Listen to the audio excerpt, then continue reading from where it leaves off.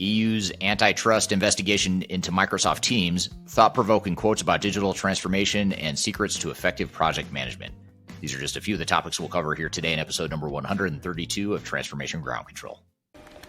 This is Transformation Ground Control, your source for all things business, technology, strategy, and change. If you're growing your business, leading change within your organization, or undertaking any sort of operational or technology change initiative, this podcast is for you. This show covers what you need to know about digital transformation, organizational change, operational improvement, and business growth. 5, 4, 3, 2, 1. And now, here's your host, Eric Kimberling.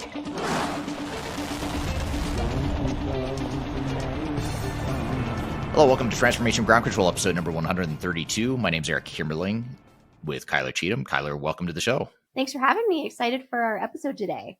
I'm excited as well. We are both from Third Stage Consulting, an independent consulting firm that helps clients throughout the world reach their third stage of digital transformation success. And we are also your host here today for episode number 132 of Transformation Ground Control. We've got a great episode here. We're going to cover some hot topics in the opening segments. In particular, we're going to talk about the EU's investigation into some potential antitrust behavior with Microsoft Teams.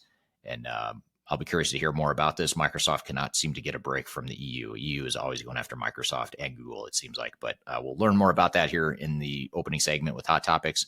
We're also going to talk about how SAP is raising its on-premise support in the spirit of driving more cloud adoption. So we'll get into that topic as well. And we'll also get into some audience questions as well in the opening segment. So be sure to stick around for that. And then later in the show, Kyler and I are going to have a discussion around thought-provoking quotes about digital transformation. It's our attempt to really simplify the complexities of digital transformation into one-sentence quotes that hopefully you can remember and take with you. And we'll have some conversation around each of those and bring some of those quotes to life. And again, in the spirit of hopefully simplifying these complex thoughts or complex topics around digital transformation. And then finally, last but not least, we'll have Mitch, Ottoson, and Adam Cheatham on the show, who's going to be on talking about secrets to effective digital transformation project management. So this is a clip that we're going to play you from one of our recent Digital Stratosphere events. It was actually one of our remote digital delivery events that we did during the heights of COVID. And by the way, we are having our first in-person Digital Stratosphere conference since COVID in October of this year in Denver, Colorado. We'll tell you a little bit more about that later, but go to Stratosphere 2023 if you want to learn, or stratosphere2023.com if you want to learn more about that event that's coming up in Denver, first week of October.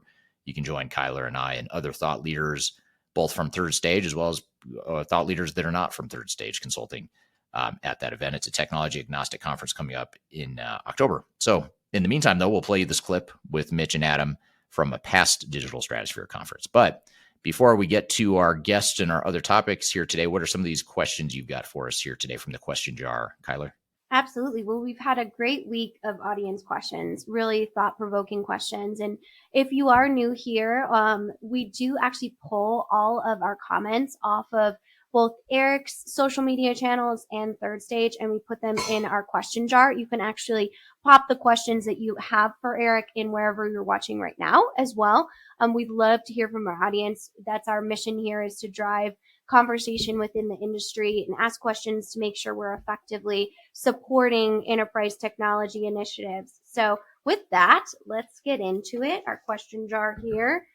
All right. So this one is a specific on kind of your review of Epic software, which we actually get a lot of comments on for our healthcare systems. But this, I kind of want to generalize it. Can you get a certification in specific systems? And what are your thoughts or recommendations around getting system-specific training? Yeah, I mean, it depends if you're a customer or a consultant, but in either case, whether you're a customer and end user of the software or a customer, you can get certified, and you probably should get certified in that particular technology if you're going to be doing that for your career or for your job. If you're a part of an organization that's implementing Epic or any other system for that matter, I would suggest that as part of the core team training that you try to get in on that. I mean, ultimately, a lot of times organizations will train their project team members and some key stakeholders that are going to be using the system. They'll train them early in the project before they even deploy the technology, just to get people comfortable with it and familiar with what technology it is they're going to be involved in deploying. And then certainly the end user training you'd want to take part in that comes, shortly before go live. If you're a consultant, though, on the flip side, then I would go to your, whatever your consulting firm is. If they're a partner of Epic or a partner of any software vendor, you'd want to see if you can get some sort of certification training. And I would suggest you probably need that to be able to do your job effectively if you're specializing in deploying a certain technology. So there's usually, for the bigger systems like Epic software in the healthcare space, or any of the big ERP providers like SAP and Microsoft and Oracle, there's a lot of vendor provided training certification courses, as well as third-party independent technology training sources too. So you've got plenty of options, and the bigger the software, the more commonly used the software, the easier it is generally to find that sort of training. Yeah, absolutely. Definitely something that you can learn more about on our website too. If you do search any system that you're looking for, that's great kind of educational material as well, specifically because it's technology agnostic and completely unbiased or influenced by vendors in any way. So good question. Right. This is a really interesting question. And too, we have a few case studies about food and beverage specifically. But what are your recommendations when you're looking at fresh produce in food and beverage as far as supply chain and distribution systems? Wow, that is a very specific question. Fresh produce, and what was the other part of the question when it comes to fresh produce and food and supply chain? beverage. Just food and beverage in general? Specifically, yeah, supply chain and distribution. I think we can kind of generalize that a little bit too. When you do have an industry that relies specifically on a really specific piece of your overall supply chain, what are some considerations you want to take into just overall fact when you are looking at evaluating different systems?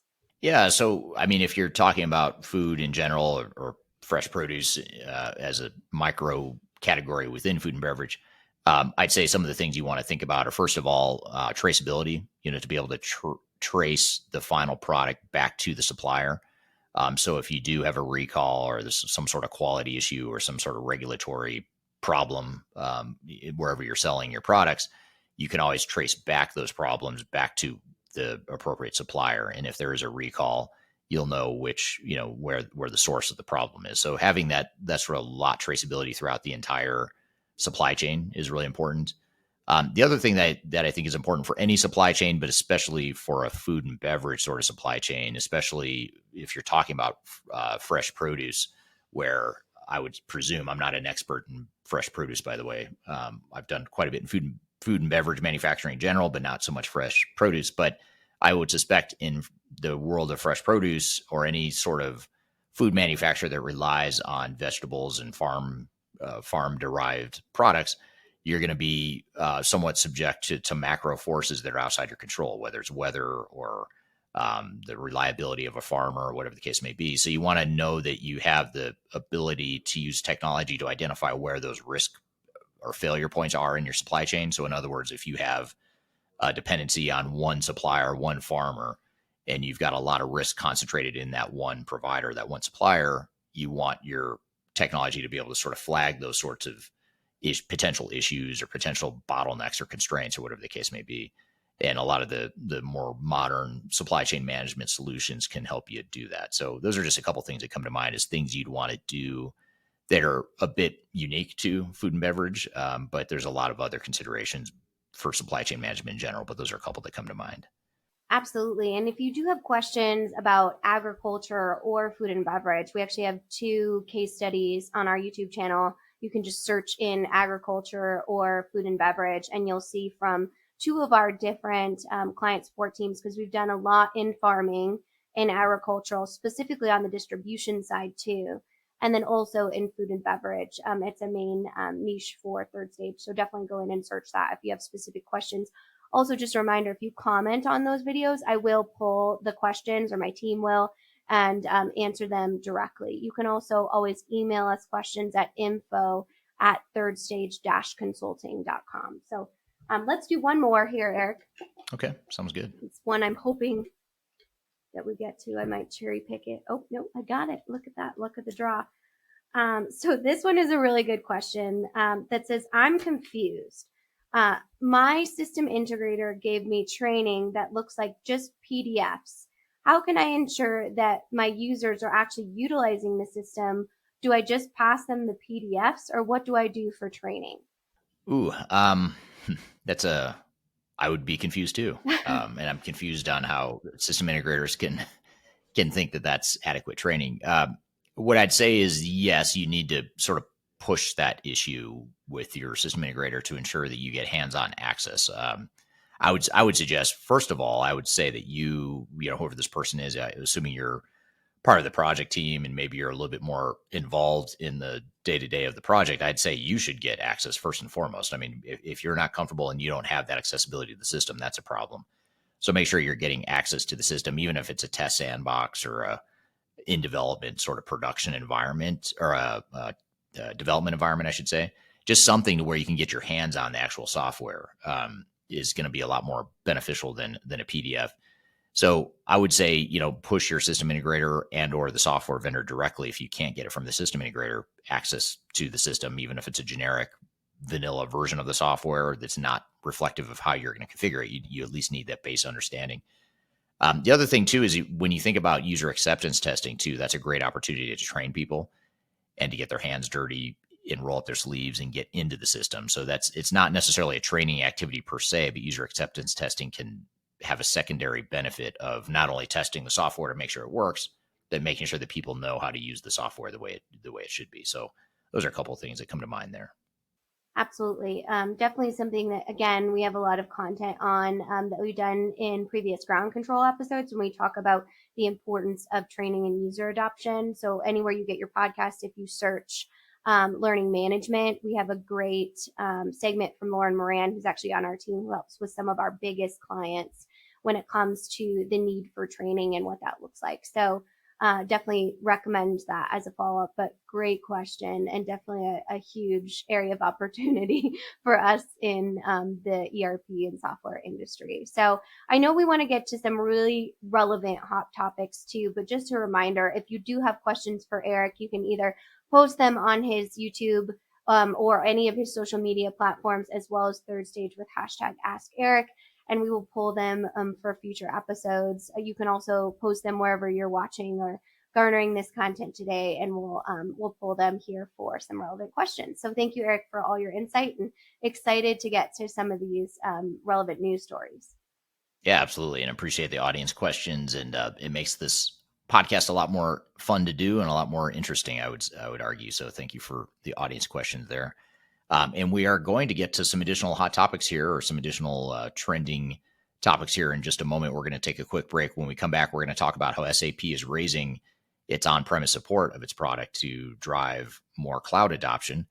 And we're also going to talk about how the European Union is launching an antitrust investigation into Microsoft Teams. So we'll cover that here in just a moment. And then later in the show, stick around, because Kyler and I are going to talk about some thought-provoking quotes about digital transformation as a way to try and summarize and simplify a very complex topic, which is digital transformation, how to go through the process, all that stuff. We're going to simplify it down into some digestible quotes. And then later in the show, we'll have Mitch Ottoson and Adam Cheatham on the show talking about secrets to effective digital transformation project management. So be sure to stick around for that. We'll be back with more Transformation Ground Control. We'll be right back. Could you whisper in my ear the things you want to feel? I'll give you anything. Interested in working for a company that truly values your unique skills and experience? Here at Third Stage, we don't hire based on resumes alone. We look at the full candidate, experience, and willingness to provide excellent service for our clients. Within a technology, independent, and agnostic consulting firm, you have the opportunity to learn across industries with a diverse group of clients. Our consultants also have the opportunity to diversify their portfolio and learn across technology systems. If you're interested in joining a high-growth entrepreneurial organization, please reach out to us at work@thirdstage-consulting.com. Anything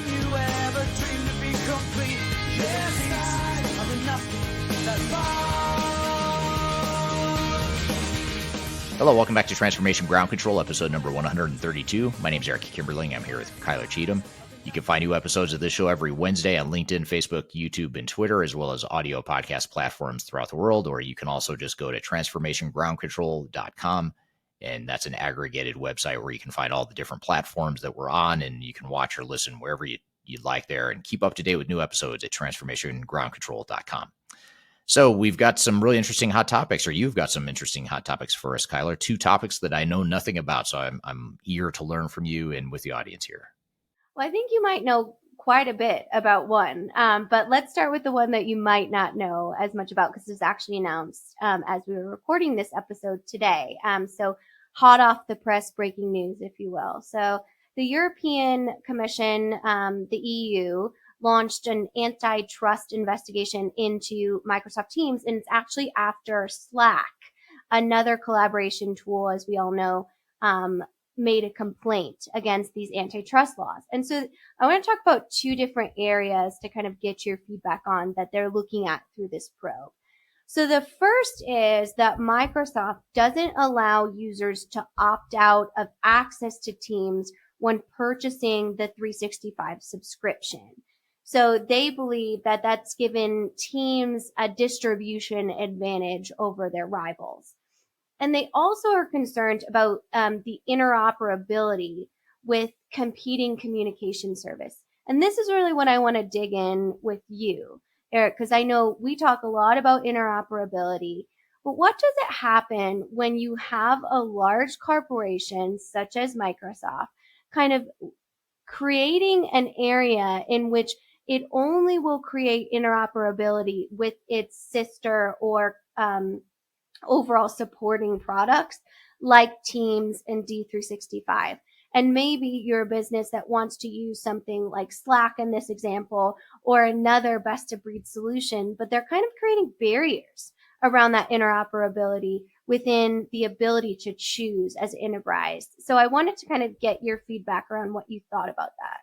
Yeah, it's an interesting question. I'm trying to digest it a bit, but I'd say first of all, that's Microsoft's MO. I mean, that's their strength in a lot of ways, and that's their business model is to create this interoperable advantage to Microsoft products playing nice together.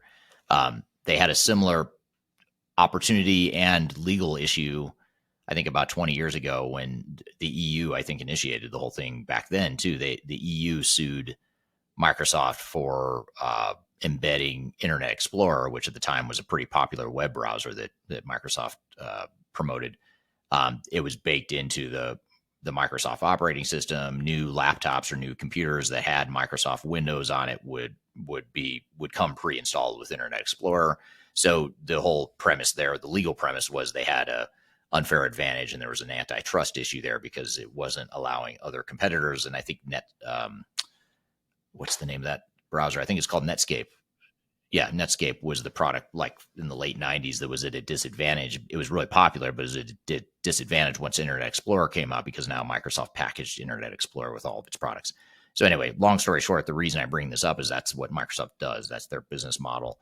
And they've gotten into past legal issues because of it. And now just to kind of look at that past case study, Internet Explorer, I don't even know if you can get Internet Explorer. It's certainly not nearly as popular or widespread as it used to be. If it is still around, I don't even know if it is. And I think a lot of that was because they lost the antitrust argument, or they were on the losing end of that antitrust argument.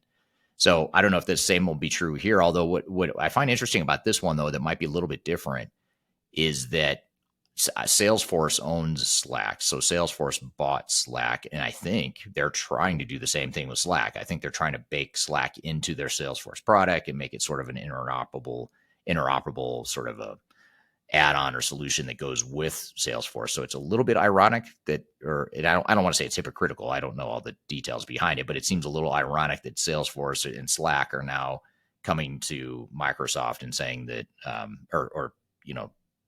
raising a complaint basically that Microsoft's doing the same thing. They're just doing it more effectively, it sounds like. So I don't know. I kind of I see both sides of this, to be honest. I'd be curious to see where it goes. What are your thoughts?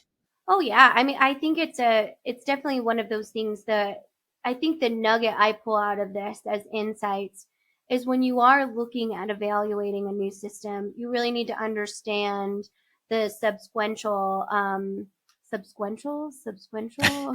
It's funny. I knew what you meant, though. I know that's not a word, but I Yeah, know what you mean. right.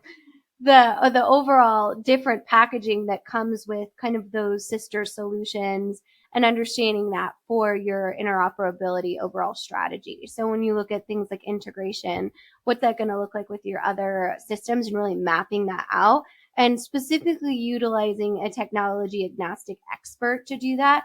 Because so many times, like in this situation, you might have someone saying, I guess that will work, but really Teams will work better or such and such will work better because it's built on the same platform as Microsoft or anything like that. So I think that's really the biggest takeaway I have from this is that you really do need to understand that as we go into evolving around more of an interoperability best of breeds type of solution. How do those interact with each other before implementation? So you're not in an area in which you're not able to utilize the system to its full potential. Yeah, and I guess the other irony in all this is that Microsoft is generally known for creating open architecture. So they have, like with Microsoft Dynamics, for example, their ERP solution. They've got like it's easier to integrate SharePoint and other Microsoft products into their Microsoft Dynamics solution, which you would expect. I mean, I wouldn't expect anything else. But yet they still have this open architecture where you can integrate other solutions. So it's kind of ironic that Microsoft generally has like open architectures and they've sort of promoted open architectures over the years. But yet on the flip side, they're getting attacked for these potential antitrust violations. I mean, if I'm Microsoft, why wouldn't you bake Microsoft Teams into Microsoft Office and make it all fully integrated, make it easier to use? I mean, that's your product. Your job is to sort of integrate it all. So I guess I'm a little skeptical of the government getting involved, but you could ask me anything about the government getting involved in anything. I'm probably going to give you the same answer just based on personal opinion, but so I'm a little biased in that way. Yeah. And the EU is known for that, really, in getting involved in those bigger overall antitrust conversations. And sometimes good things come out of it, and sometimes they don't. Depends on who you ask. But they're really known for getting involved and trying to regulate that, which is why there's so much more regulation around things like social media and AI in Europe as opposed to here in more of a kind of capitalistic, you could argue, society in the States. So really just depends on kind of the culture and what makes sense, right? So yeah, curious to see how that unfolds though. Oh, I know. We'll keep you updated for sure. But this overall topic, when it comes to on-prem support, I know we'll talk a little bit about like end of life when we talk about our overall insights into digital transformation, kind of buzz phrases or insight. Quotes. But for the second year in a row, SAP is actually raising on-premise support costs to push users into their cloud environment. So this actually, it was announced last Thursday that it will raise the cost of support for users using their on-premise software for a second year in a row, just days after announcing plans to withhold not only increase costs, but withhold future innovations to this product for on-premise customers. So this is, obviously a big move. And just to give you some numbers, it had about a decade-long price freeze, as you know, and then SAP increased the cost of SAP standard support and SAP enterprise support for large enterprises as of January 1st, 2023. So it raised about 3% with a cap in 2024 of 5%. So that's really what it's looking at. And if you think about SAP customers that are very large, complex, global organizations, a lot of times that can be a pretty substantial, I should say, cost. So this has caused some overall disruption in conversation around SAP, which we see a lot of SAP S/4HANA implementation failures, very high profile failures at this point. So you have a lot of unhappy users, which had, been kind of loyal customers of the on-prem solution that now are having to pay more, but they feel as though moving to SAP S/4HANA or more SaaS-based solutions is a big risk because of these high-profile failures. So I thought I might kind of get your overall feedback to what that looks like, or how you should consider this if you are an SAP company or own SAP software. Well, it's an interesting sales tactic. I mean, anytime a software vendor or any business stiff arms or what's the right word I'm looking for, tries to force customers into a buying decision, that is an interesting tactic that I don't see how that works long term. It certainly doesn't build trust or confidence in your brand, and it certainly doesn't help the relationship. And I think SAP, I think they're making a mistake. I think all these vendors are making mistakes with their forced migrations. I think the smarter software vendors are the ones that are offering it, trying to nudge and provide incentives to customers to move to SaaS or cloud solutions, but not fully sort of forcing them. And now what you're seeing is SAP already had their mandate that they're going to stop on-prem support at some point in the near future. But now they're taking another step to say, okay, not only that, but now we're going to raise prices to give you another sort of financial penalty for being on-prem. It's their prerogative to do that. They have a right to do it, but it just seems like a flawed long-term strategy. And one thing that we talk about internally at Third Stage, just as a side note, is just how low the level of trust is in this market right now. When I started my career, I've seen it hold pretty steady at a pretty an abysmal level of trust between software vendors and customers, but it is just tanked. I mean, I think in the last 2 or 3 years, customers don't like it. We get sort of the unfiltered truth of what customers really think about all this, just because we're agnostic. We don't represent SAP or Microsoft or anyone else for that matter. So you tend to hear sort of the truth of what they think. And it's not, this message is not landing well. I don't know of any, I can't name a client of ours that said, yeah, that's a good move on their part to really force us, really give us that extra nudge to the cloud. They're all irritated, even if they know that they need to move to the cloud and they were going to do it anyway. They're still pissed off that the software vendors are sort of forcing them into it. So I think it's an extremely flawed, short-sighted strategy on their part. But, I try to empathize and look at human behavior and look at how much investors and shareholders love the recurring revenue model of cloud and SaaS solutions. And they're, I guess the humans that are making these decisions are heavily incentivized by outside investors to make those sorts of decisions and do whatever it takes to get that recurring revenue. So I don't know. I kind of get it, but I don't get it. You kind of do, but pretty much not. Yeah, I pretty much don't get it at all. And would love to hear kind of your feedback. I know this is a really polarizing conversation. So in the comments, we always want to hear from our audience around something that you might experience when it comes to our relevant hot topics.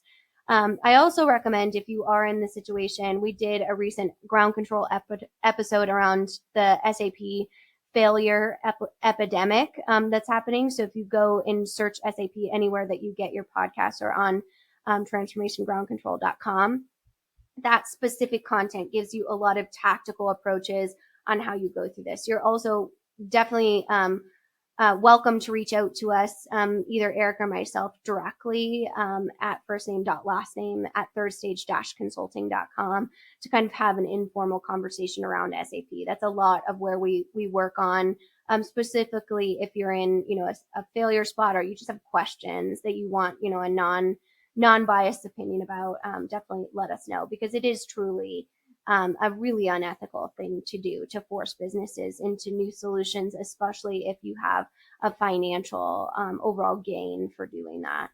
Yeah, absolutely. And, like we'll talk about in our next segment, which, by the way, is thought-provoking quotes about digital transformation. One of the quotes we're going to pull out to talk about is just some quotes related to how you should control your project and how you should be in charge of your project. And I think that's something that organizations, whether you're an SAP customer or a Microsoft customer or any other software vendor customer, and you're in the situation where your vendor's telling you that you've got X number of years or months until you need to be off their system and upgraded to a newer system. I mean, you could take that into advisement, but at the end of the day, you do what you need to do. If it means, slowing things down or going a totally different route and looking for a different software provider, or if it means just riding it out and staying on your legacy system for a certain period of time until you figure out what, a stable and sustainable path forward is, then do that. You can't fall too victim to some of those pressures that we're talking about here. So we'll save more of that for the next segment, because we're going to dive into that in a little bit more detail.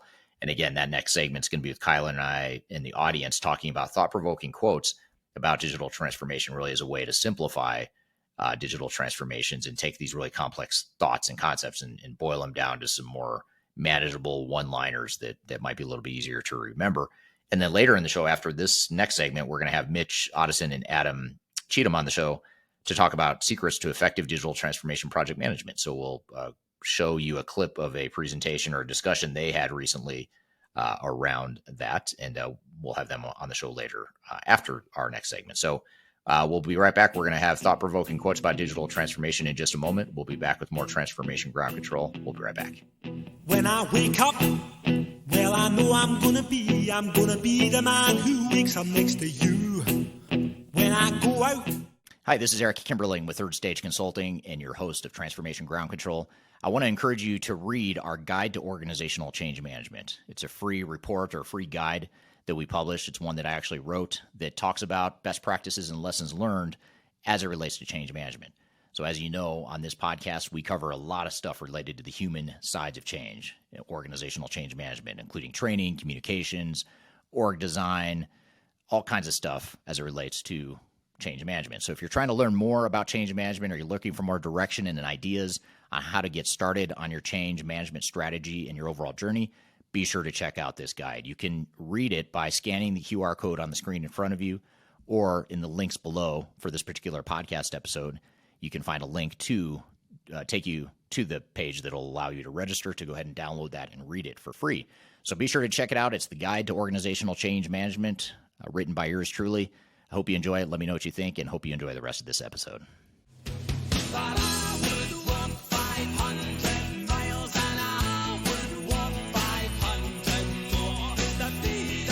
Hello, welcome back to Transformation Ground Control, episode number 132. My name is Eric Kimberling. I'm here with Kyla Cheatham, and you can find new episodes of this podcast every Wednesday on LinkedIn, YouTube, Facebook, and Twitter, where we stream every Wednesday.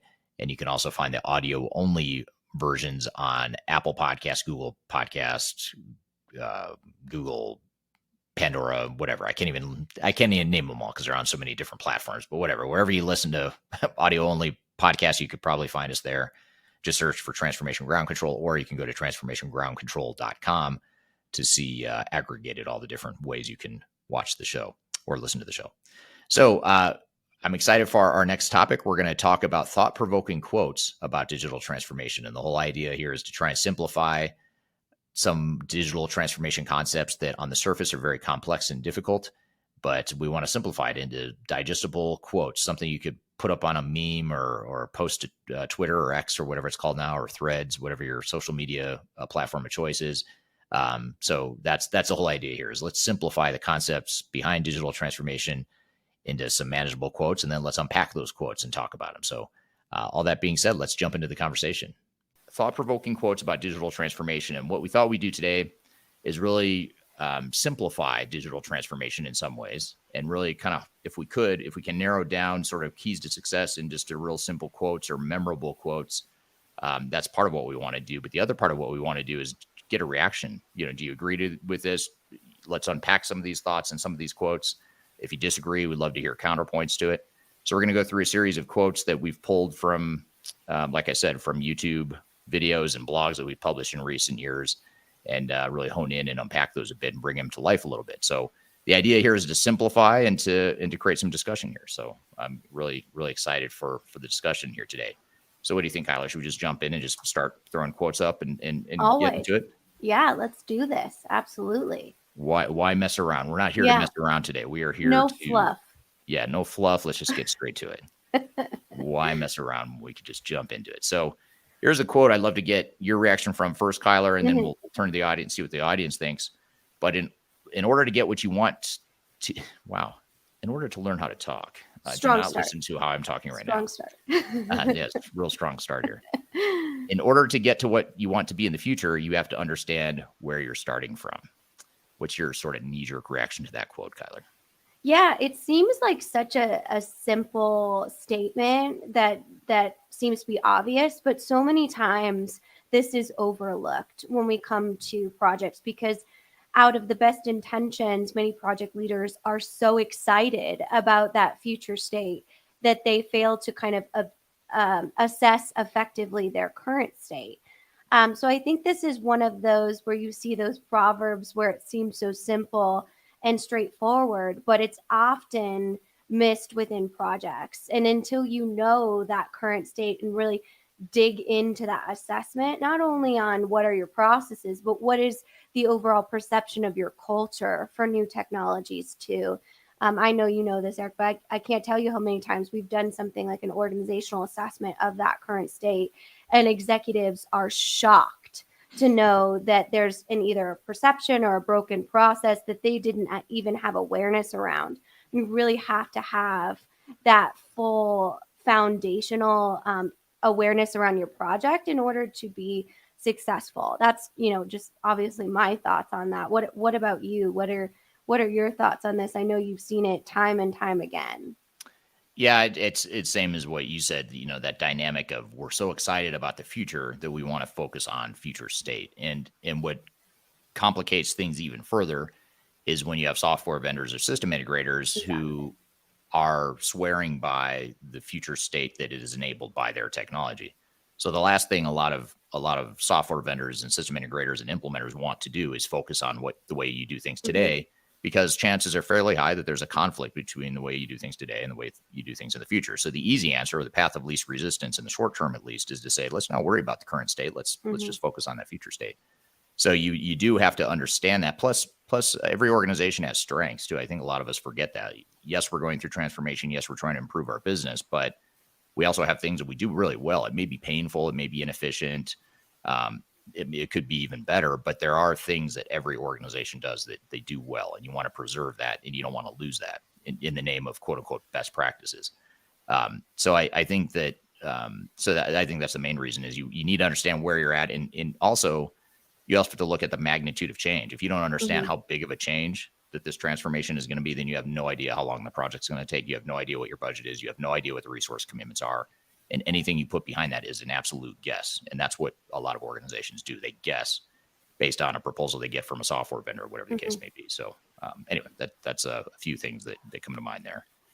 Yeah, and I'll just add too, while we hear from the audience here, the importance of kind of having the infrastructure around the assessment. A lot of times you don't know what you don't know. And so we come in a lot of times as third stage and help kind of provide that infrastructure of how do you actually assess and get good data around your current state, as opposed to biased data or what, executives think they want to hear, all of those different things. So really investing in kind of that packaging is so important so that you actually get clean qualitative and quantitative feedback around your current state. Yeah, absolutely. And interesting comments here from the audience. One comment here on LinkedIn is know your bloodline. I think that's very relevant, very relevant to that quote in particular. Be in the present. That's another quote, great quote. My wife says that all the time. She tells me one of my weaknesses is I do not live in the present very well. And she always reminds me, you need to live in the present. And I think that's true for organizations too. If you don't understand where you are and just sort of enjoy where you're at and appreciate where you are, knowing that you want to improve, yes. But if you don't understand that and appreciate it, then it can be very, very difficult. Another comment from Cindy on LinkedIn, identifying the gaps in the process ahead of time is always crucial. Great points. And again, those gaps are really important. You have to understand what gap are you trying to fill? How big of a gap is it? And what is it you're going to do to try and overcome that? Another comment, a lot of great comments here. Thank you for everyone for the early engagement. I myself have trouble waking up in the morning. It's the morning in the US, so it's great to see the wheels turning better than mine are from the audience here today. This is from Eric on YouTube. Eric says, would you agree for companies still on old school companies not to look too far in the future, but to take smaller steps first? Eric is joining from the Netherlands. Thank you for being here today. I would say yes. If you're an old school organization, or if you have really old technologies, and or if you're a risk adverse organization and you struggle with change as an organization, that's okay. I think a lot of us tend to have judgment like, oh, that's a bad thing. You need to, there's all this talk in the industry about how you need to future proof yourself. If you don't do the digital transformation now and use AI or whatever, you're just going to die as an organization. There's all this fear in the market that if you don't do it now and make these big, massive changes right now, you're just not going to survive. And I think that's complete BS. And I think you have to look past that and say, well, look, we as an organization struggle with change. So let's embrace that and let's try and get better at change. But we're not going to change that inability to, or that struggle we have with change. We're not going to change that overnight. So let's deal with the cards we've got and move forward accordingly. So I think it's a really, really good question there. Absolutely. Absolutely. A lot of interesting comments where people are joining from today. James from Hereford, UK, just as a few examples here. Karan from Miami, Florida. Ryan from Denver, Colorado. Jawad from Dubai. Sam from Princeton, New Jersey. Marjolaine from Montreal, Canada. Mel from Springfield, Missouri. I spent a lot of time in Springfield, Missouri, actually, back early in my career. Springfield City Utilities. That was a client of mine a long time ago. So actually the first project I ever managed, like I was the lead consultant on. Oh, wow. Springfield City Utilities, Springfield, Missouri. It's a really cool little town. Germany, India, Germany, a lot of people from all over the world. So thank you for being here today. Sam Graham, of course, from Spain is here. And speaking of Sam Graham from Spain, he always has great questions. Sam's question here isn't taking one step at a time, getting close to Agile. And Sam, I think, has watched enough of our stuff to know what my triggers are. Like he tries to trigger me in these live events, so that, like I can't hide it, or there's no editing this out of this video. Fish hook there. Yep. Absolutely. I fell right into the trap here, the Sam Graham trap. But it is, I guess you could say that's somewhat Agile, I guess, to take one step at a time. But I'd say I don't really view it as an Agile approach necessarily. I think it's more of an incremental approach, which you could use Agile to enable that incremental approach. But I think Agile, in my opinion, is more of sort of a general mindset and a general philosophy around how you go through the transformation. Whereas what I'm advocating here, at least for that last question about whether you should take smaller changes or smaller steps in the journey, if you're risk adverse or if you have really old technologies, I think that's slightly different, but very much related in that way. For sure. And Agile is one of those words that's so loaded, right? It's often misunderstood and it means a lot of different things. So when we talk about incremental approaches from a strategic standpoint, there's a difference between Agile and intentional, right? Understanding your current assessment and being able to pivot from that in a strategic way built around data as opposed to a full-on Agile approach, especially if you are an organization that is on maybe an older technology, which is not a bad thing because it understands who you are. And although software vendors might push you towards maybe cloud-based solutions or emerging technologies because that makes more money for them, you have to understand what your identity is and what your competitive advantage is to bring, what your services and products are to your customers. So I think Agile is a very triggering word because it means so many different things, just like digital transformation. Yeah, very true. It's a very overused, vague, ambiguous term. And in moderation, I think Agile can be a good thing. But I think too many organizations use it as a cop-out for like, hey, we don't need to document or we don't need to define requirements up front because we're doing Agile. Let's just go start building stuff. So we're here chatting about some thought-provoking quotes as it relates to digital transformation. We've got a lot more to cover. But first, we're going to take a quick break. We'll be right back.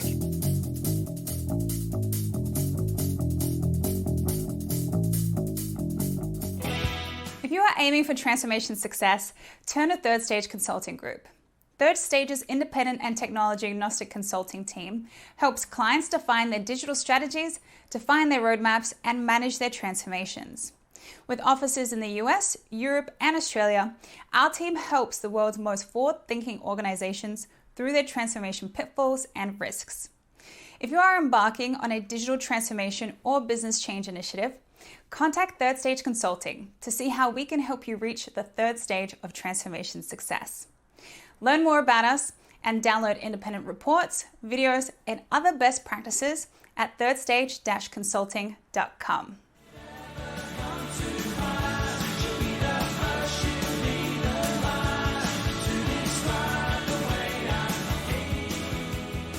Hello, welcome back to Transformation Ground Control, episode number 132. My name is Eric Kimberling here with Kyler Cheatham, and you can find new episodes of this show every Wednesday on LinkedIn, YouTube, Facebook, and Twitter, and audio podcast platforms throughout the world. We're here, Kyler and I are here chatting about some thought-provoking quotes as it relates to digital transformation. Let's jump back into the conversation. Here's another, speaking of trigger, I want to pull up a quote that I think if I were to pick one of the quotes we're going to go through today, the one that I think might be the biggest trigger, or at least a candidate for biggest trigger of the audience here today. And this is something that I've published recently in a couple different YouTube videos. Very controversial. I get strong opinions on both sides of the spectrum here. It's a lot like politics. It's sort of like putting out a political preference. You're going to get a reaction no matter whether people agree or not. I feel like this is one of those things, and that is monolithic ERP software is dying a slow death. And one of the things I've been sort of predicting or suggesting in videos and blogs recently is that the incumbents as we know them today, I think, will be gone in the not too distant future, or maybe not completely gone. But if you remember Bond or Lawson, those are two sort of old systems that sort of dominated the market at one point, and now they're dead. Especially if you look at Bond, SAP came along and really disrupted Bond in their position in the market back in the 90s. And SAP has been sort of the dominant big ERP system in the market since then. But I think with the whole premise of this comment or this thread is that with the proliferation of new technologies, different types of best of breed and interoperability and business intelligence, workflow management sorts of systems, there's just so many options out there that organizations don't need to necessarily implement a core ERP system. And they don't need to get into that money pit and into that big risk that is an ERP implementation necessarily. A lot of organizations are saying, well, let's look at what we've got. And speaking of incremental change, they're saying rather than ripping out the entire guts and backbone and infrastructure that we have as an organization, what if we are a little bit more surgical in our approach to replacing technology? And so that's where interoperability, best of breed, point solutions, all that sort of thing comes into play. And anyway, that's my opinion, but I'm curious to hear what you think, Kyler. And then, of course, what the audience thinks after that. Yeah, definitely. I'm going to take a full Eric Kimberling approach and say it depends. So I rarely get to say that. So, I really had to jump on that overall approach. So I think if you have the obviously best of breed solutions and interoperability when it comes to integrations and the rise of niche systems that help with those integrations, but you have to have the governance in place and the data management in order to make that a good investment, right? If you don't have those practices of making sure that your data is clean and actionable and that your systems are actually creating integration, that architecture, then a core ERP might be a better option for you when it comes to being able to standardize that through a system. So I think the organization, like we were kind of talking about earlier, really needs to take a step back and say, do we have the practices, the internal competencies in place to ensure that we can actually leverage this new best of breed environment through interoperability? And if we can't, maybe we need a system to kind of help us through that in creating actionable reports and data. So I think ideally it's moving towards that, but I would kind of flip it on more. It depends on the organization as opposed to the different vendors within the overall the industry. So I think that's kind of how I think about it, and understanding that and moving into this new kind of environment in which we can create a technology stack that is very unique and actionable to our organization, but only if we have the ability to understand how all of that works and create a strategy in which we can pull out data that's going to make us be able to make those strategic decisions and create that interoperability across departments, not only through the technology, but through the collaboration of the department leadership and the executives. Yeah, absolutely. I totally agree with the it depends, of course, because I always do. That's my answer to just about everything. But I think, you're right. It depends on the organization. Some organizations, ERP software will absolutely make sense now and in the future. And I don't think, to be clear, I don't think ERP is quote unquote dying per se. I don't think it as a category is going to go away. I don't think SAP is going to go away anytime soon, or Microsoft Dynamics or Oracle Fusion or whatever. But I do think their prominence or relevance in the market is going to diminish over time. And I know I think a lot of people really don't like me saying that because they've committed their careers to SAP or Oracle or whatever.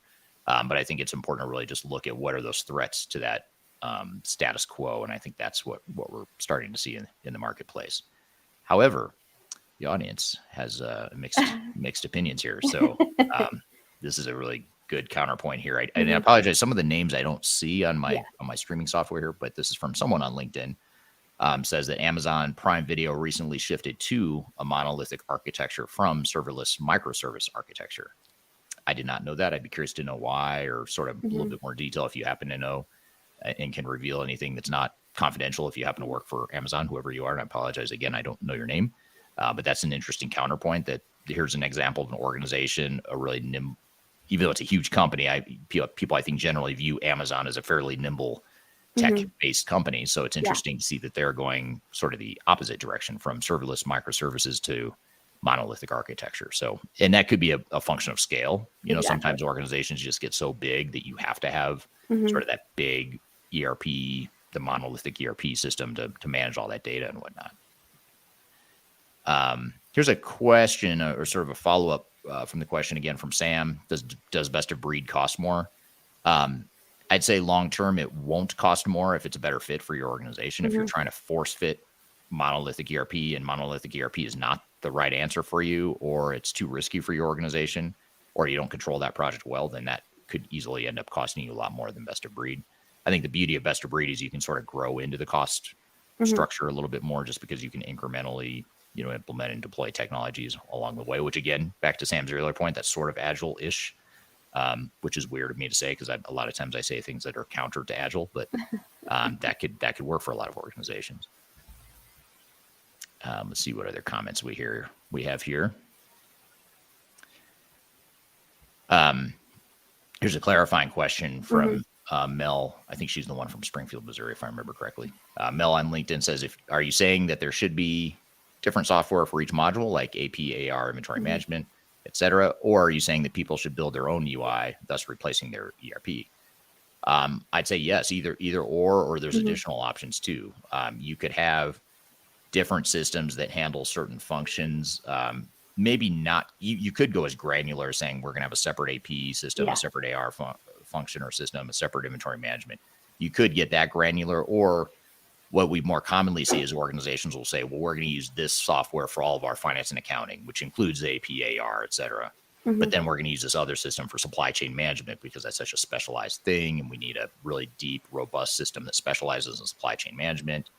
And then we might have a separate manufacturing ERP or a manufacturing execution system that handles all our shop floor automation. So it just depends on sort of like how you want to mix and match, but there's a lot of different ways you could mix and match. But the two ways you describe, Mel, those are two options of how you could go about a best of breed approach or a non-monolithic ERP sort of approach. And then the second thing you're saying, are you saying that people should build their own UI, thus replacing their ERP? What we more commonly see there is organizations that go with a technology like a Palantir or a Snowflake. Those are two examples of two systems, or another one. If you listen to our podcast, I think it was last week.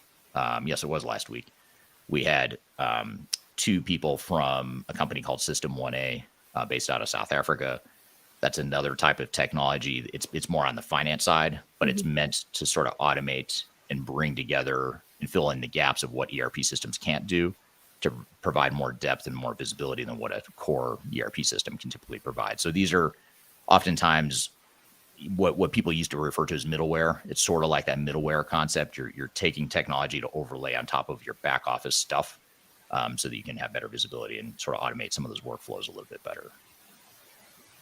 So great question. I think all those are great questions. And I think it's nice because they all kind of come back to the original question of understanding that current state, right? Understanding what you want to be when you grow up, as you always say, Eric, that's really going to depend on, should we take a module-based approach? Should we take a customization-based approach? What should we do as far as understanding what we actually want? But those strategic goals and that foundation free from biases, right, is going to be the most important piece of understanding what's best for you.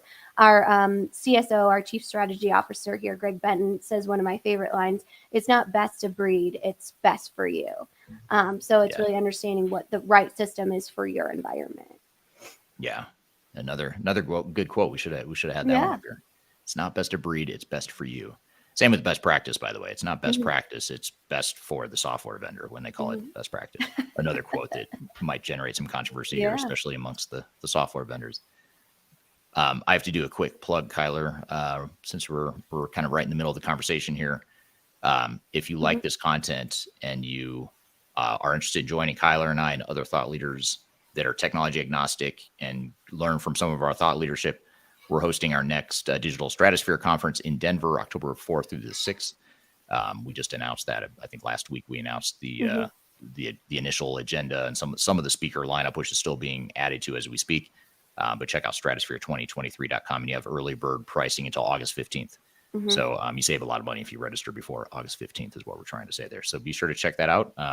Look forward to seeing many of you there. So stratosphere2023.com, October, Denver. Denver's very pretty in general, but October is my personal favorite time of year to be in Colorado. So great time to visit, especially if you've never been here. Yeah, and shameless plug, because Eric won't say it, our VIP ticket actually gives you full access to him the entire event in Specialized Strategy and also his book signing. So the VIP ticket has been very popular as you get to kind of go through the event actually with him and get that insight. So definitely something we're real excited about, and we hope you all do join us and ask these great questions in person, because it's a really important conversation to have. Yeah, absolutely. Yep, and you get to sit up close to the band. We have a band playing one night on the Thursday night. And there's a 80s cover band playing, and you get better seating if you pay for the VIP. So that's another perk. And you get to see Eric dance. So maybe I'm more likely to crash the stage. It depends. Yeah. Right. If I have 1 to 2 drinks, I tend to want to go sing. So I might end up actually on the stage, but we'll see. The band will kick me out of there probably. We're here chatting about some thought-provoking quotes as it relates to digital transformation. We've got a lot more to cover, but first we're going to take a quick break. We'll be right back.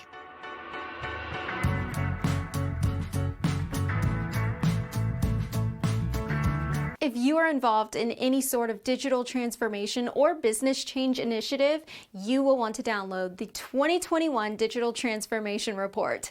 With its comprehensive overview of business and technology trends and best practices, this report is a must-have guide for any transformation project or executive team. Download this free report by visiting Third Stage Consulting at thirdstage-consulting.com.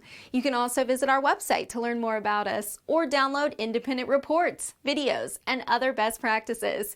Again, visit thirdstage-consulting.com today to learn how to take your transformation to the third stage of success. I'm gonna leave it all out there and I'm gonna leave it all out there.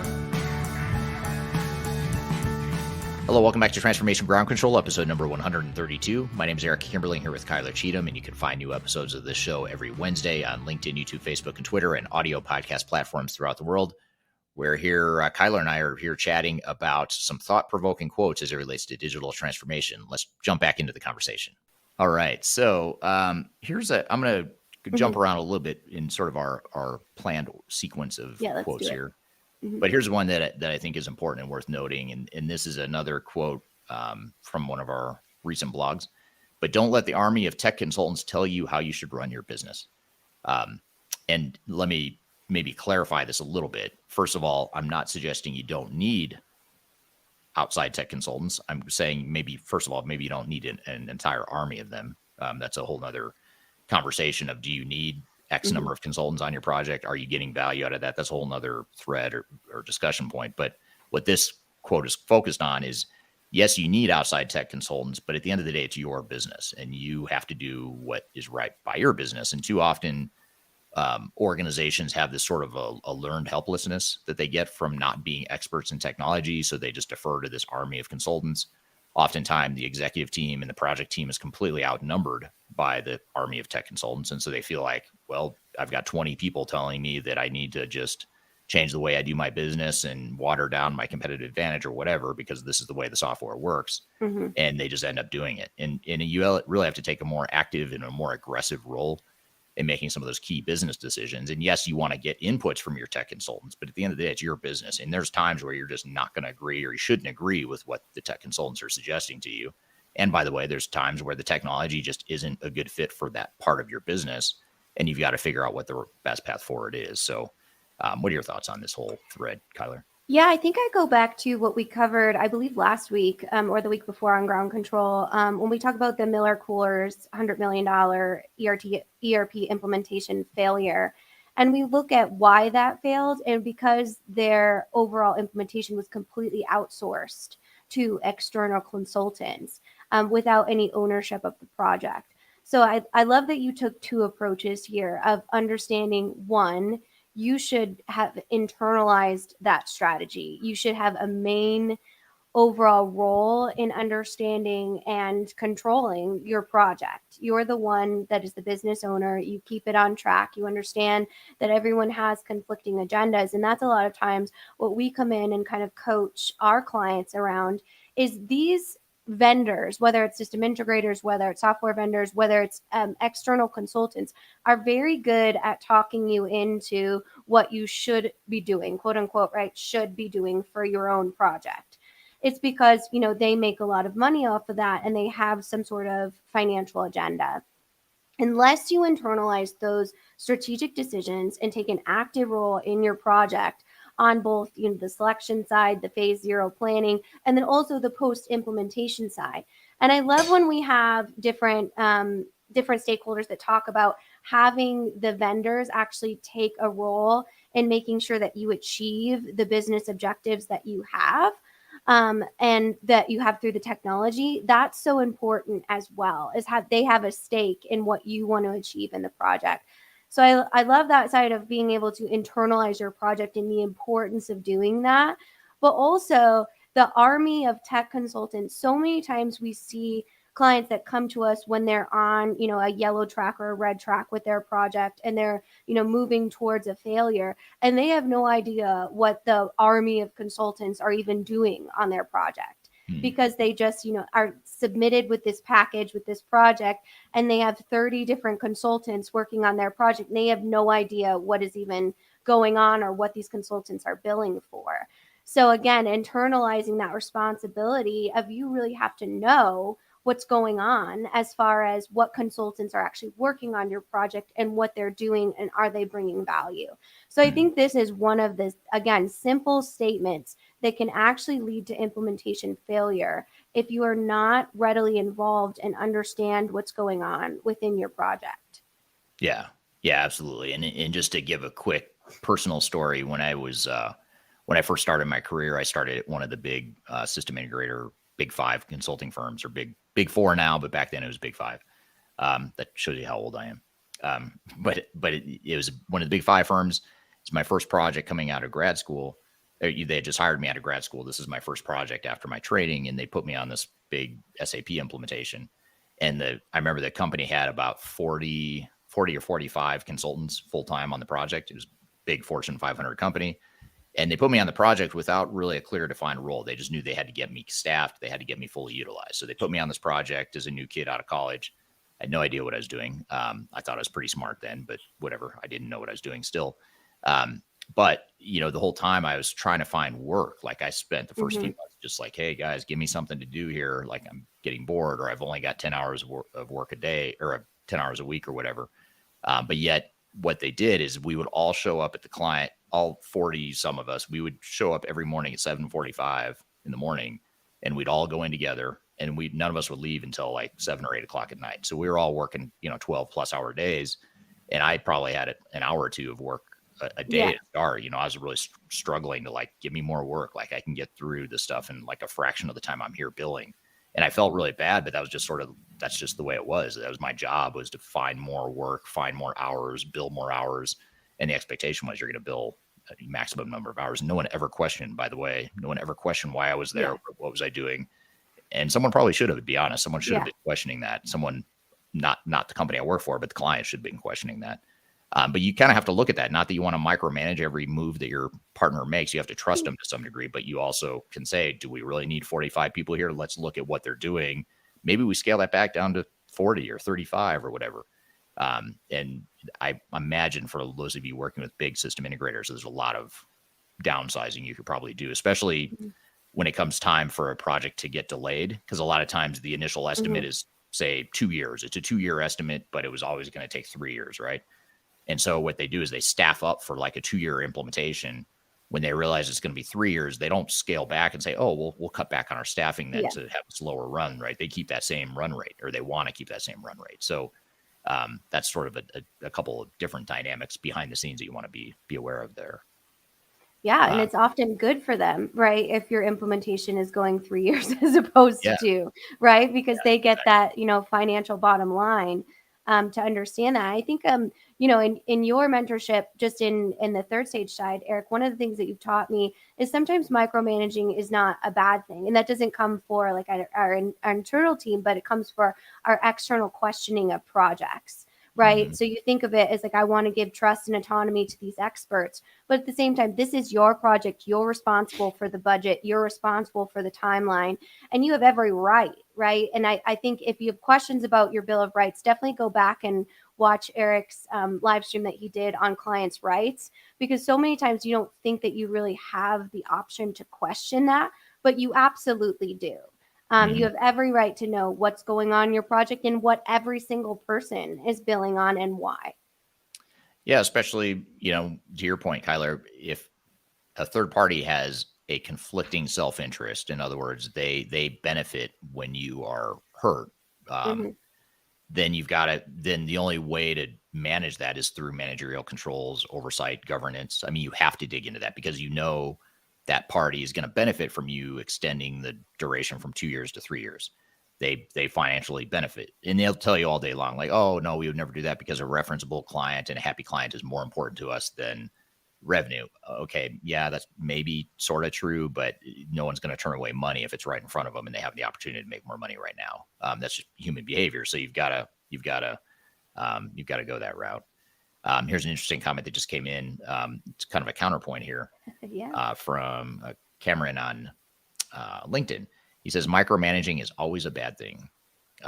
I'd be curious to hear why you think that, or if you think there's any exceptions to that. I don't agree with you on that at all. I think micromanaging can be a good thing. I think in moderation, it can be a good thing. It's more of a, what's that cliche? I always mess it up, Kyler. Arrow in my quiver, quiver in my arrow, arrow in my quiver. It's an arrow I have in my quiver. It's a tool in my toolbox. How about that? That's a tool in my toolbox. I can have occasionally. No idea what you're talking about. Yeah, because you're just as bad at cliches. Yeah, right. I the only person I know that might be worse than me. Yeah, right. Fair enough. So I'll stick to the easy one. Tool in the toolbox. I've got a tool in my toolbox. I can use it sometimes. It's like a hammer. I'm not going to use it all the time, but sometimes I will. And I think that's what micromanagement is. I think micromanagement is absolutely not cool. They're not teaching it in business school. Even when I was in business school, it wasn't a cool thing. It was all about decentralization and flat organizations and trusting people, servant leadership, all that stuff. That's great. But there are times in the case of conflicting self-interest, you do have to micromanage at times. It's sort of that trust but verify mentality too. But I'd love to hear, Cameron, even though I'm saying I disagree with you, I'd love to hear your kind of counter to that, or why you think it's a bad thing, or sort of what you've seen. I'd love to hear your follow-up there. Here's a really nice comment from LinkedIn. Great voices and natural vibes coming from you guys. Well done. # it depends. I love it. Yeah, it's going to start trending on the Twitter and LinkedIn and it's my one goal. Threads. It depends. Right. Or it's not Twitter anymore. It's X, I guess. So I can't keep up with X, Y, Z. Yeah. Whatever. Elon Musk is all over the place. I don't know what he's doing, but he's a genius, I suppose. Yeah. Here's another, just more of a fun comment from LinkedIn. Interesting, but still digital transformation is not used to its simplest and fullest form. People make digital transformation more and more complex. I totally agree. I think that's part of why we wanted to do this topic, is like, how do you simplify digital transformation? How do you simplify some of the tenets of transformation down to some really simple concepts that you can remember and sort of incorporate into your daily lives? But I think too often we get all hung up and caught up in the technology and let's deploy AI, let's do Agile, let's just deploy all these new technologies that there's no way we're going to do successfully when we can't even get basic financials in place or whatever the case may be. So I think it's sometimes okay to be simple and like focus on the fundamentals of the business and the people side of the equation and maybe simplify, especially on the technical side of things. We're here chatting about some thought-provoking quotes as it relates to digital transformation. We've got a lot more to cover, but first we're going to take a quick break. We'll be right back.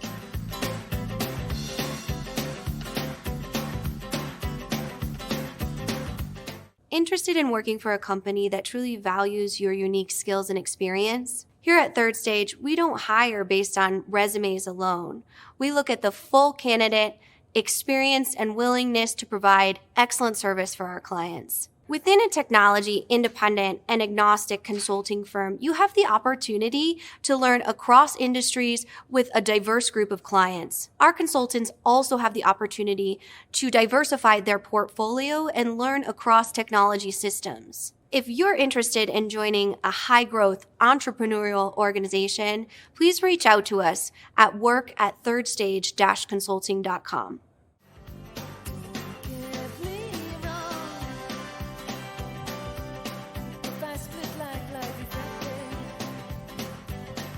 Hello, welcome back to Transformation Ground Control, episode number 132. My name is Eric Kimberling here with Kyler Cheatham, and you can find new episodes of this show every Wednesday on LinkedIn, YouTube, Facebook, and Twitter, and audio podcast platforms throughout the world. We're here, Kyler and I are here chatting about some thought-provoking quotes as it relates to digital transformation. Let's jump back into the conversation. Here's one that I know is a personal interest to you, Kyler, a topic that I know you enjoy talking about. So maybe I'll see what your thoughts are here. This goes back to the previous thread about ERP, monolithic ERP, potentially being dead. This is from Sam on LinkedIn, not Sam Graham from Spain, but a different Sam Murali. How low-code, no-code softwares are merging. Are they a threat to ERP software? What are your thoughts there? Yeah, absolutely. I think low-code, no-code software can be a threat to ERP, quote unquote. But it depends on the environment that you're working in. So we have a series on no-code, low-code software on our YouTube channel. So I definitely encourage you to go over there and watch it and comment. I'd love to hear kind of what your thoughts are. And that's the importance of this platform is dialogue. And not everyone agrees to the point of our last topic of conversation. And that's the important part, is the sharing of those diverse ideas as opposed to one main thread of how you have to do things. So when we look at low code, no code software, it can be a great opportunity for things like higher user adoption or being able to get those business technologists that might not be the most technical users on a platform to engage in things like employee collaboration or having those conversations across departments. Low-code, no-code software is also great for reacting to the marketplace when you need to build an application quickly and deploy it in an environment in which is going to maybe service your employees or customers. There's great opportunity there. It's just understanding that low-code, no-code software has some considerations. It cannot do all of the things that an ERP software can do. It's not as proficient in many things. So in ways, it can really streamline things like employee collaboration, as I mentioned, or different activities that can be modular based, things like in marketing design or generative AI, those different pieces. But when it comes to how you use it, again, you need to really have that governance of where does this make sense in our business environment and where do we need something that's a bit more sophisticated and how do those integrate and talk to each other within that technology stack.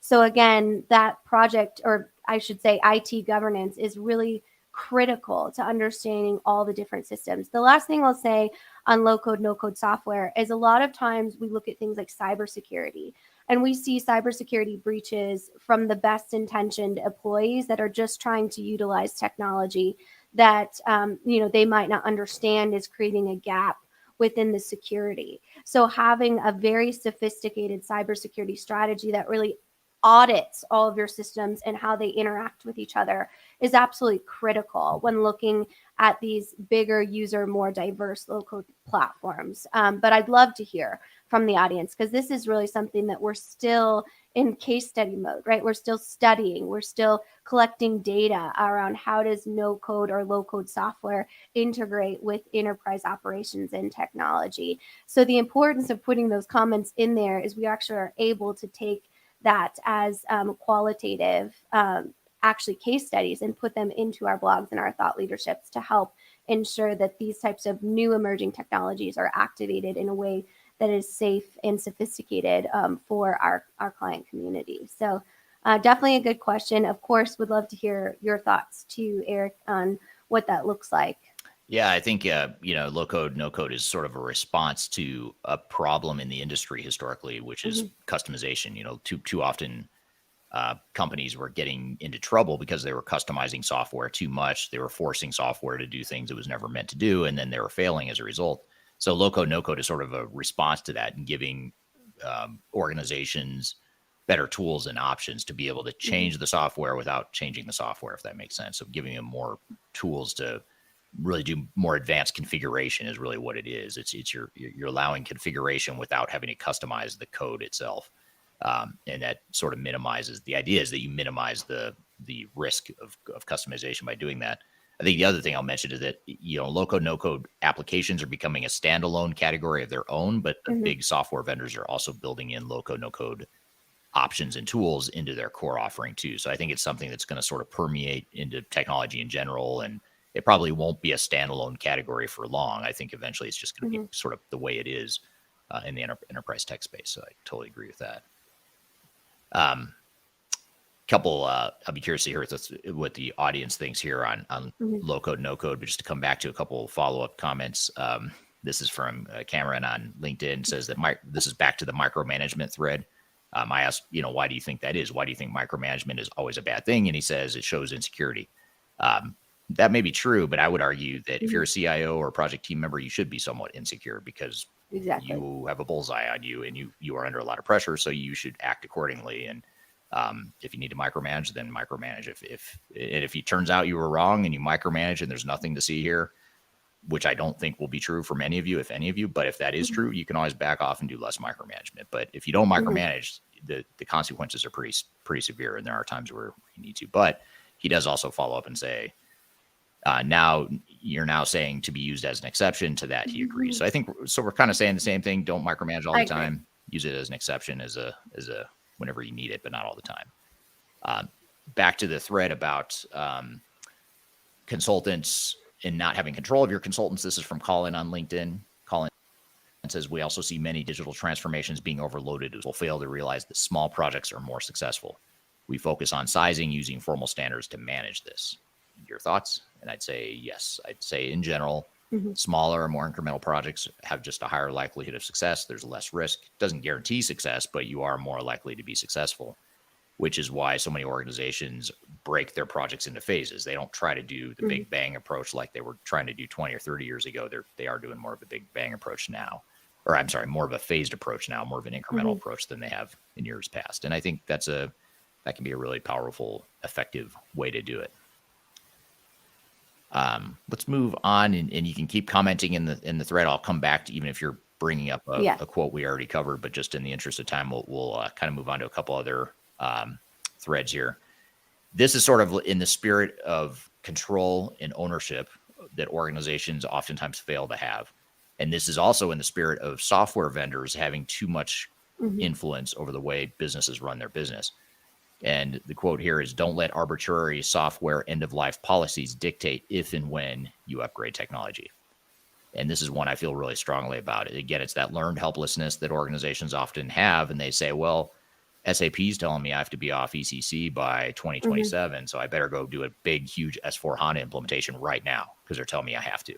Or, it's not just SAP, by the way. It's also Microsoft. If I'm on Microsoft Great Plains, I've got till whatever it is, I don't even remember, 25 or 27 to get off Great Plains before I need to be on D365. And a lot of the software vendors are doing it. A lot of them are guilty of this, but it's really frustrating to watch as a tech agnostic consultant because it's super reckless. I mean, I think it's a reckless way to do business. I think it's highly unethical to be telling, holding a gun to an organization and saying, you need to get off this system because we're not supporting it anymore. And guess what? We've got all your data in the system. we're not going to maintain it anymore. You're on your own. You need to do a big upgrade. So you're basically, holding the gun to the head of these organizations and making them walk the plank, into a digital transformation, whether they like it or not, or whether they want to or not. So our advice to clients is do what you want. If you need to be on an old system that's no longer supported, then maybe that's okay. That risk could actually be lower than going through a big transformation. For many of you, it does make sense. You should have been off that technology 10 years ago anyway. You might as well, jump in and get it done because you've been putting it off for too long anyway. So it just, again, it depends. Hashtag it depends. And I think you as an organization have to be just deliberate in terms of what your strategy is. And okay, you take it into account if they're not going to support the product anymore, if the software vendor is not going to support the product anymore. But that's a risk, just like the risk of going through a digital transformation. So you assess that risk, you weigh the risk, you decide what the best path forward is for you, and you do it on your timeline. You don't necessarily let the software vendor tell you, what's right or wrong for your business. So what are your thoughts, Kyler? Yeah, I just had an idea is we should actually read some of the hate mail sometimes we get because they are funny. I mean, you look at just the different emails and things we get from vendors that are so angry that we talk about there might be a different option when it comes to end of life. And a lot of times it's unfortunate the clients that come to us to say we have to move off of this, we have to move off of this because of that pressure that they've had from their vendor communication. And it's not true. You certainly don't have to move off of that if that's what's right for your business and that's what's working for you. And a lot of times that's why we kind of have to reset. But our most controversial content that we put out comes from end of life conversations because it is so lucrative for clients to upgrade. And I will say, when you're looking at going to a new system, doing a full-on evaluation of should you go with your incumbent system or is there a different approach is so important. So making sure you have that full evaluation phase and putting the time and resources into understanding that, as opposed to just saying, oh yeah, we'll quote unquote upgrade to this new system. It's not an upgrade. It's a full-on new implementation that takes that intention and that strategic approach and the resources to put that in. So a lot of times they make you feel like it's just flipping a switch and then you're in the situation where you implemented a whole new software system and you had no idea you were doing that. So that's one of the pieces of the industry that I think Eric and I share the mission of really unpacking is what does it mean when you're pressured or pushed into a new system that might not be right for you or might not even be the best choice for your evolving business. So both of us are very passionate about talking about this. And I think reading the hate mail would be a funny thing to do at one point. It would. Actually, it would be just like how on this podcast we've done mean TikTok comments before, right? And we kind of read those. And sometimes there's, nuggets of wisdom in them. And sometimes they're just flat out mean. But one of the blogs that you're talking about was written by Adam from our team, who wrote a blog about the Microsoft Great Plains end of life. And this is probably the most controversial blog we've published. And I've gotten so much hate mail and escalation to me on this. It's fascinating to me. But basically what he did is he wrote a blog. At the time, Microsoft had announced the Great Plains was being decommissioned, I think in 2025, but they've since pushed the date to 2027. I might have the dates wrong, but the point is, whatever the date was when we published the blog changed to 2 years later. And so we put a little disclaimer. We updated the blog and said, just as an update, Microsoft has changed the date to 2027. But yet we still got so much hate mail from different Microsoft partners and VARs saying, you need to take that blog down. It's wrong. And we said, no, it's not wrong. We updated the date. Microsoft is the one that made this decision. It's not us. We're not just out there making stuff up. This is a policy or a mandate from Microsoft, and we're writing about it. And we got so much hate mail about it. Like, well, still, you need to take that down. We made the update to change it 2 years later. Still, you need to take that down. And we had legal threats. I mean, they were threatening to sue us and stuff like that. No one's tried suing us yet. But it's just bizarre to me that, you want to shoot the messenger rather than shoot the message itself, which is Microsoft is decommissioning Great Plains, is going away, and you have no choice but to get off that system. If that's wrong to say, I don't know what's wrong with this industry. And I'm maybe even more jaded than I realized I was. And the funny part about that is we didn't get that information off the internet. We had clients call us and say, my so-and-so had called me about that. But yeah, even one of our Google reviews, I think, says Adam puts the cheat in Cheatham, which my father-in-law hates when people say. Yeah. So, it's one of those things that's just what our position in the industry is looking out for our clients and being able to kind of break through the barriers of having that conversation, which is a really healthy conversation to have. And if you disagree with us in the comments, I think that's great too, and just having the dialogue around what's right for the business. Yeah. Yeah. And software vendors generally don't like that they can't control us. And that's why we started the company, was to be tech agnostic, to be the client's advocate, not the software vendors' advocates. And software vendors don't always like that. But here's a comment. Sam hits the nail on the head here with this comment. Sam on LinkedIn says, did vendors learn from Y2K that clients can be frightened into doing something? And that is absolutely it. This is Y2K version 2.0. And if those of you that don't remember, maybe you're not old enough to remember Y2K. In 1999, everyone was freaking out that when the year 2000 happened, all the systems were going to crash. All the legacy systems were going to crash because they only had the 2-digit year. So when it went from 99 to 00, all the systems were going to crash and the world was going to end. Basically, that was sort of the fear. And I'm exaggerating and simplifying that sociological reaction to Y2K. But in the midst of all that, organizations were on this mad dash to replace all their systems by Y2K because they were genuinely worried about that stuff. And there might have been some truth to it, but then Y2K happened.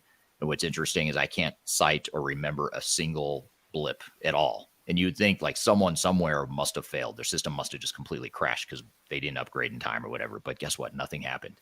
So it makes you wonder, like, was that all just made up by the tech industry, this whole fear of Y2K? And the same thing's happening now, and they're all doing it in parallel. All the software vendors saying on-premise is dead.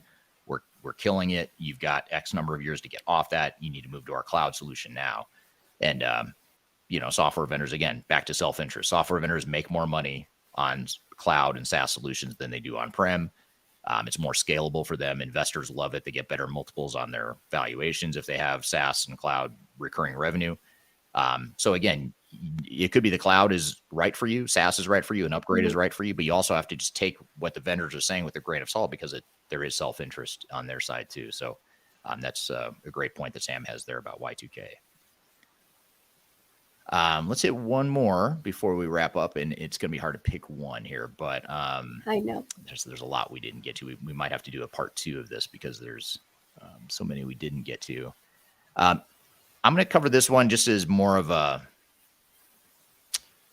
sort of not a closing thought, but it's more of if you're in the midst of a digital transformation, here's a quote that might help you. If your digital transformation project is in trouble, it's okay to pause while you fix what needs to be fixed.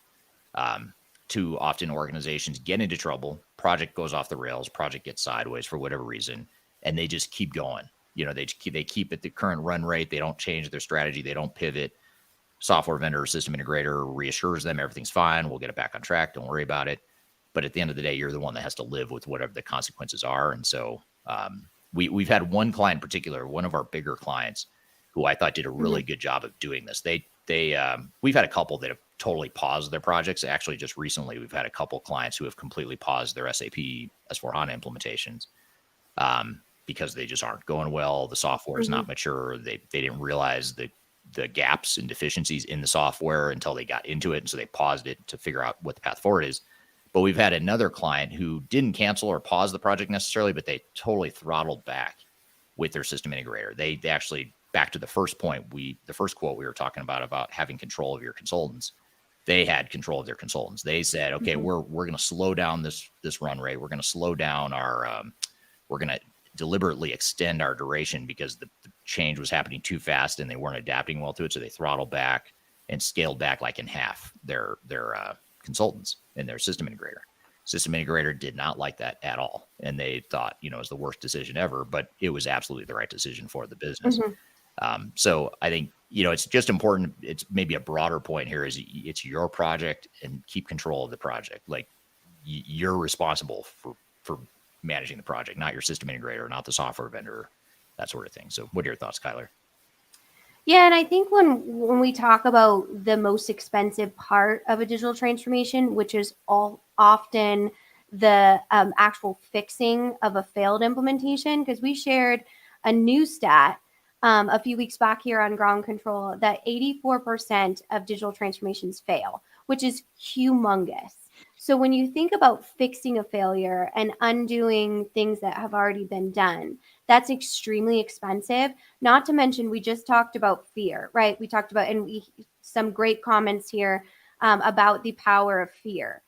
It's if your fear of actual implementation and you have to overcome that fatigue or failure within your overall perception in your community or organization, that's huge to have to go and climb that mountain. So if you stop and you show the intention behind, all right, so we might be in the yellow, and we need to take a step back and look at where all of our budgets are being allocated, what's going on, take a project health assessment. And a lot of times that's what we're called in implementations that might be veering off the tracks to say, hey, can you assess what's going on here? And because that CIO or that project leader had this security, right? We talked a little bit about insecurities around micromanagement, had that ability to stop and be mindful about where is the project going? I need this independent and agnostic assessment to see what is the health of my project? What is the overall assessment of my project? And then being able to say, all right, we need to stop and kind of reevaluate is going to save you so much, not only money, time, resources, but also overall fatigue of your implementation staff or your overall culture of believing that you have their best interest in mind. So many layers to why that's so important. Yeah, no, great point.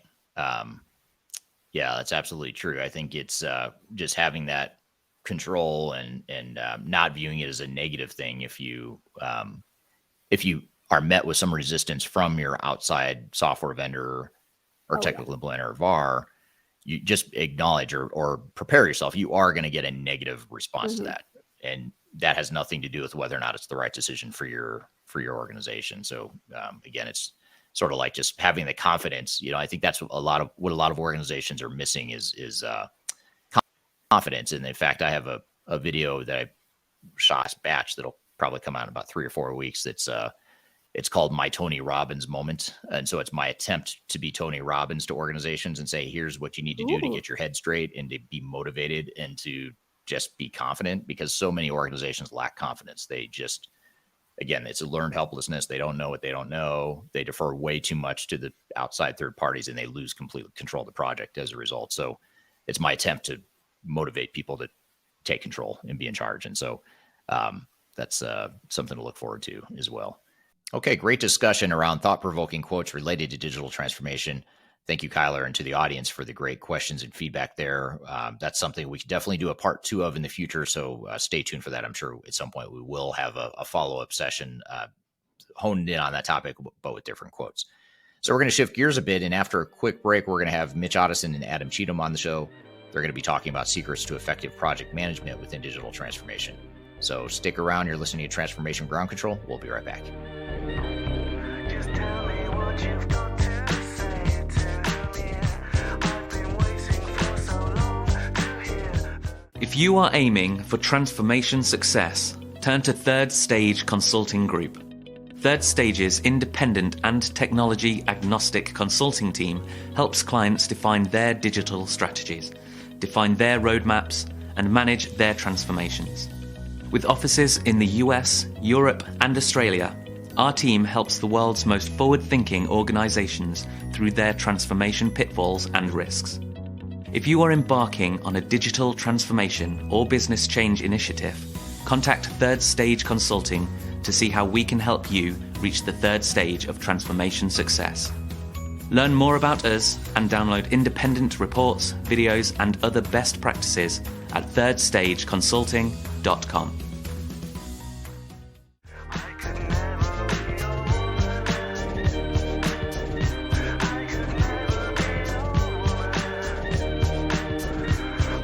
Hello, welcome back to Transformation Ground Control, episode number 132. My name is Eric Kimberling here with Kyler Cheatham. You can find new episodes of this show every Wednesday on LinkedIn, YouTube, Facebook, Twitter, and audio podcast platforms throughout the world. You can also go to transformationgroundcontrol.com to see and hear all the different options you have to see the show.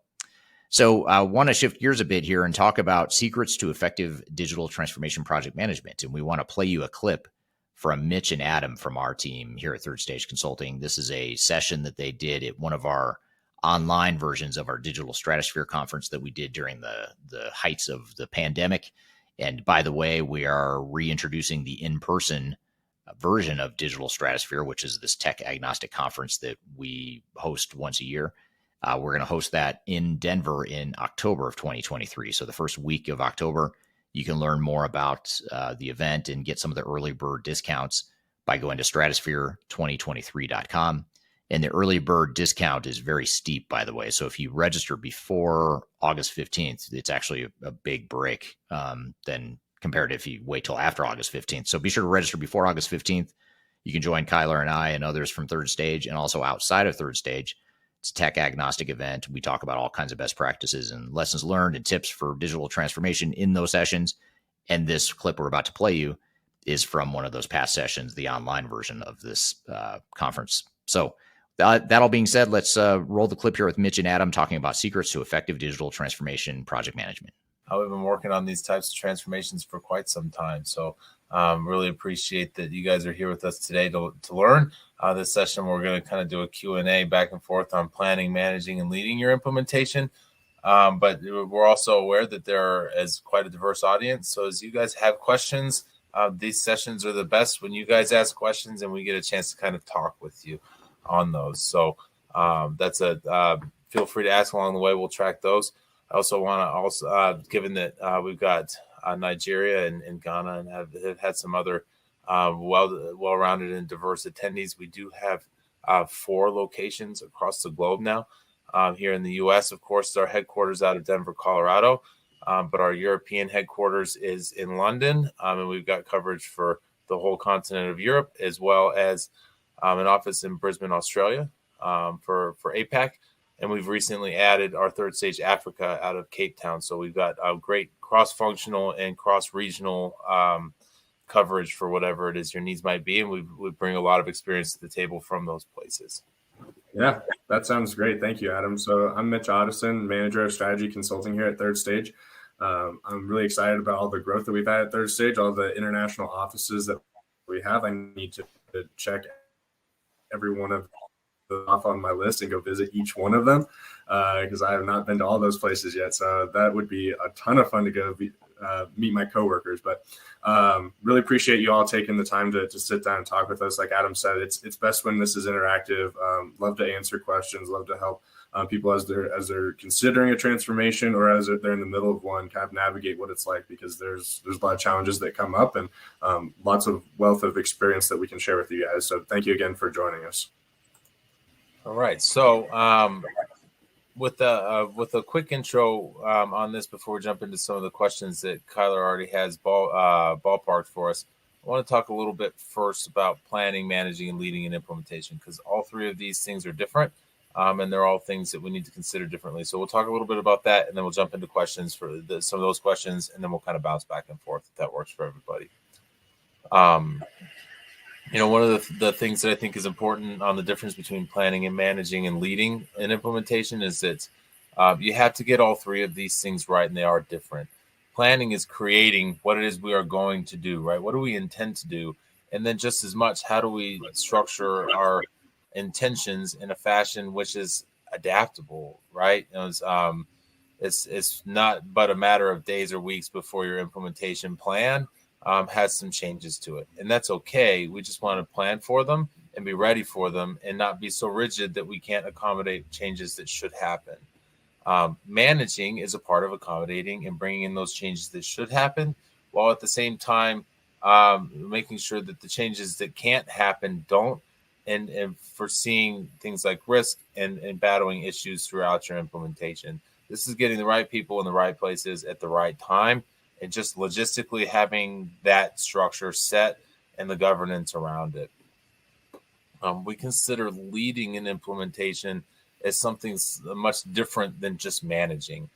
You've heard the old adage of, there are managers and there are leaders, and and there's a difference between the two.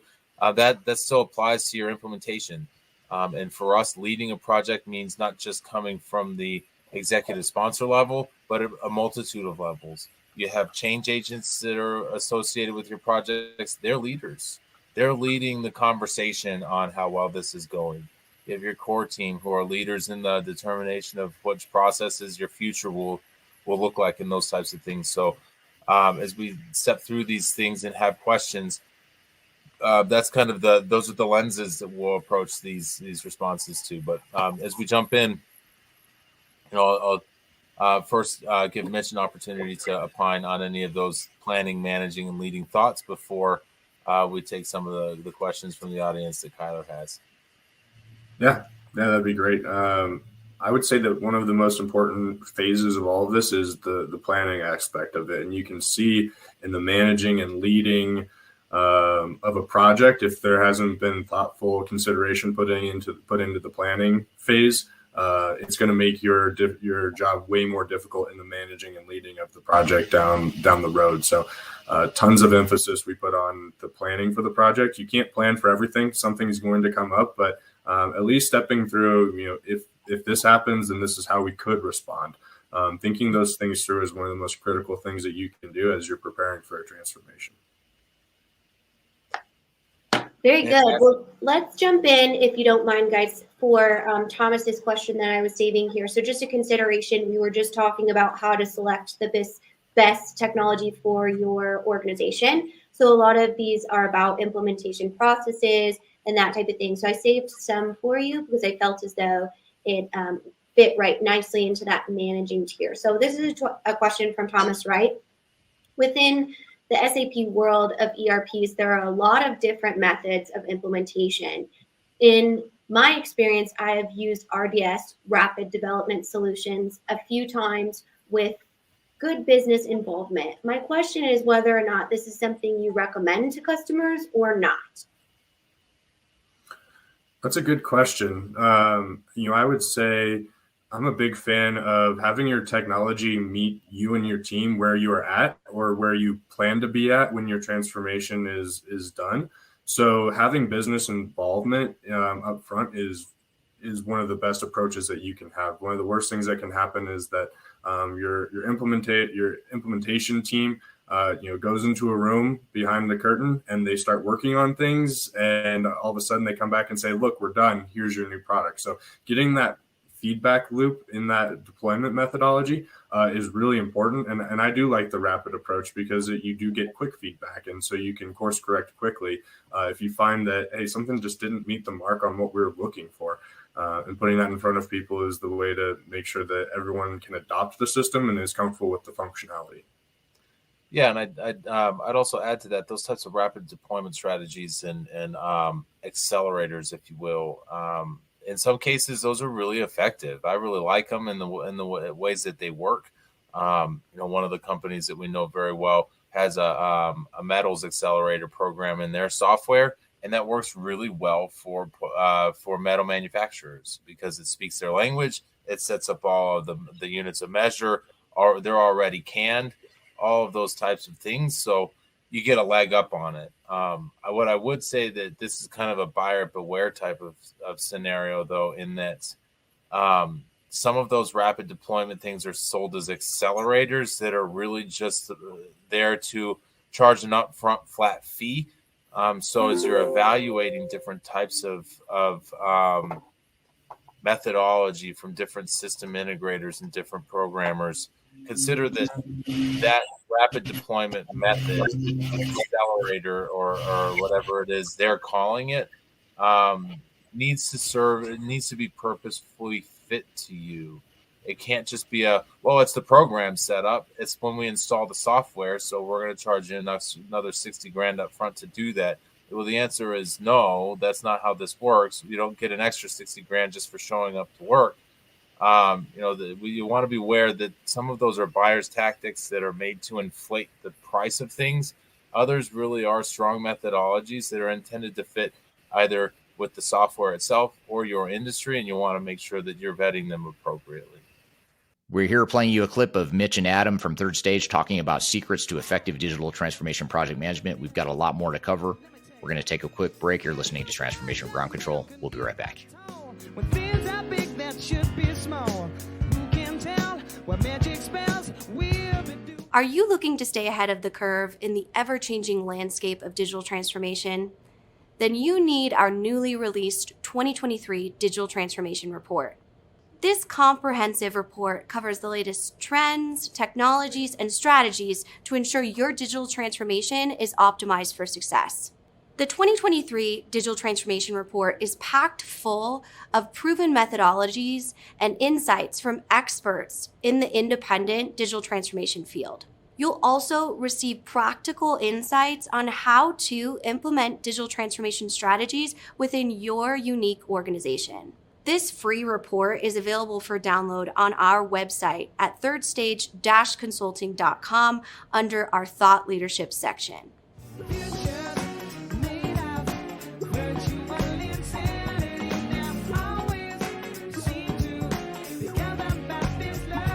Hello, welcome back to Transformation Ground Control, episode number 132. My name is Eric Kimberling here with Kyler Cheatham, and we're playing you a clip of Mitch and Adam from the Third Stage team talking about secrets to effective project management within digital transformation. Let's jump back into the conversation. I'm going to let you read Adam Frank's question from London here, because being the business technologist that I am, this is a bit too technical for me. So I'm going to let you read it and address it. Okay, and you're talking about the Oracle ERP Cloud here, one from Frank. Yes, I sure am. I do want to first give Eric credit for cutting straight to the chase on the rapid deployment stuff. You can't change people or processes rapidly. That's a very good point. And as you start thinking through rapid deployment models and the involvement of the business, again, it needs to be aligned towards something that actually enables your software to be deployed effectively. And it doesn't absolve you from the responsibility of making sure that you're managing your processes throughout this, and that you're leading your people through this transformation deliberately along the way. Because rapid deployment models, accelerators, and all that stuff do not change that processes and people are going to change as well, and that can't happen quickly. So for Frank's question here, Eric mentioned monolithic ERP versus best of breed strategy. Does Oracle ERP Cloud support best of breed, given that they have bought lots of products like Glog for transportation and Demantra for advanced planning, EPOS, etc.? The answer is simply enough as yes. As I understand it, Oracle's ERP Cloud is built on their Fusion architecture platform that is expected to be able to integrate with multiple things.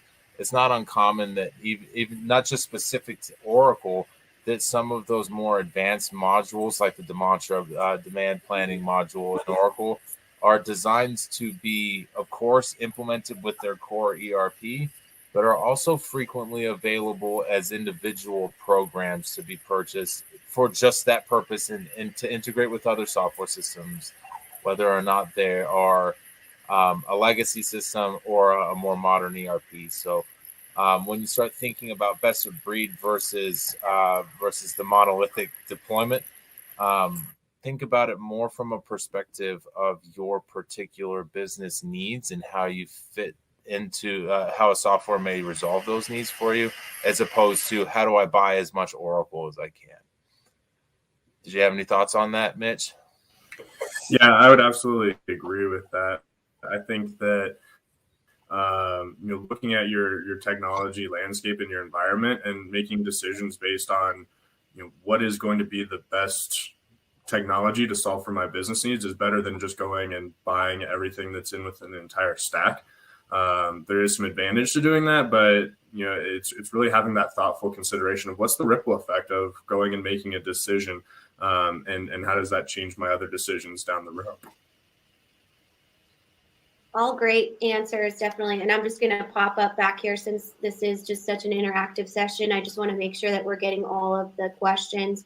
So our friend here from Nigeria is asking, what is the first step in a digital transformation journey? And if I could just recommend going back to watch our emerging markets with our head of Africa, Clifford Barton, from day one. And just a logistic reminder, if you go up to where it says schedule, you can click on those recordings and actually access them from the day of. But I just want to make sure we address this one because Adam has helped stand up that market, and just make sure we got some feedback on that. And keep the questions coming. These are awesome questions, you guys. We will get to all of them. And if we don't within this session, I'll bring some answers back for you. Yeah, and the first step in a digital transformation journey is to figure out where do you want to grow, where do you want to go, what are your growth objectives, and how do you plan to achieve them as a business? With the very first step in a digital transformation starts in a non-digital place. Where are we going? What do we want to be when we grow up? I have as cheesy as that sounds, I have a client that was founded in 1818. And we still talk about, what do you want to be when you grow up? It's an important question. So as we start thinking about what are our business objectives? Do we plan to grow organically? Do we plan to add new product lines? Do we plan to acquire more people within our industry? All of those growth patterns can influence your digital strategy along the way. And as you start moving towards translating that into a longer term strategy, the goal is to align technology with your business strategies and objectives in a way that enables them and enhances your competitive advantages in the marketplace as opposed to inhibits them. I always come back to to organizations that tell me, IT said we can't do this because the software doesn't work that way. All right, well, that's a terrible answer. And for those of you who are on the IT department, I understand that that's the only answer that you can often provide. But from a business perspective, that's an indicator that maybe you've outgrown your software. Mitch, can you think of any ideas of areas where you've seen the effectiveness of defining a business strategy that aligns with digital strategy up early? Yeah, well, I think the flip side is something that we've seen quite a bit of is, someone wants to change for the sake of change, and they go through and they implement something that goes against their core strategy, that goes against their secret sauce, what makes them competitive in the marketplace, and they just really wanted to modernize their landscape more than it was to amplify what it is that they do really well. And so that's why understanding your competitive advantage and building technology to reinforce that or to help to develop that is so critical. Mm-hmm. Well, it's Jerry has a question here. As a leader, how do you handle an implementation where the selected software will make things easier for some but more difficult for others? And that part of the answer to that question is you go back to the strategy, you go back to the objectives, the why are we doing this?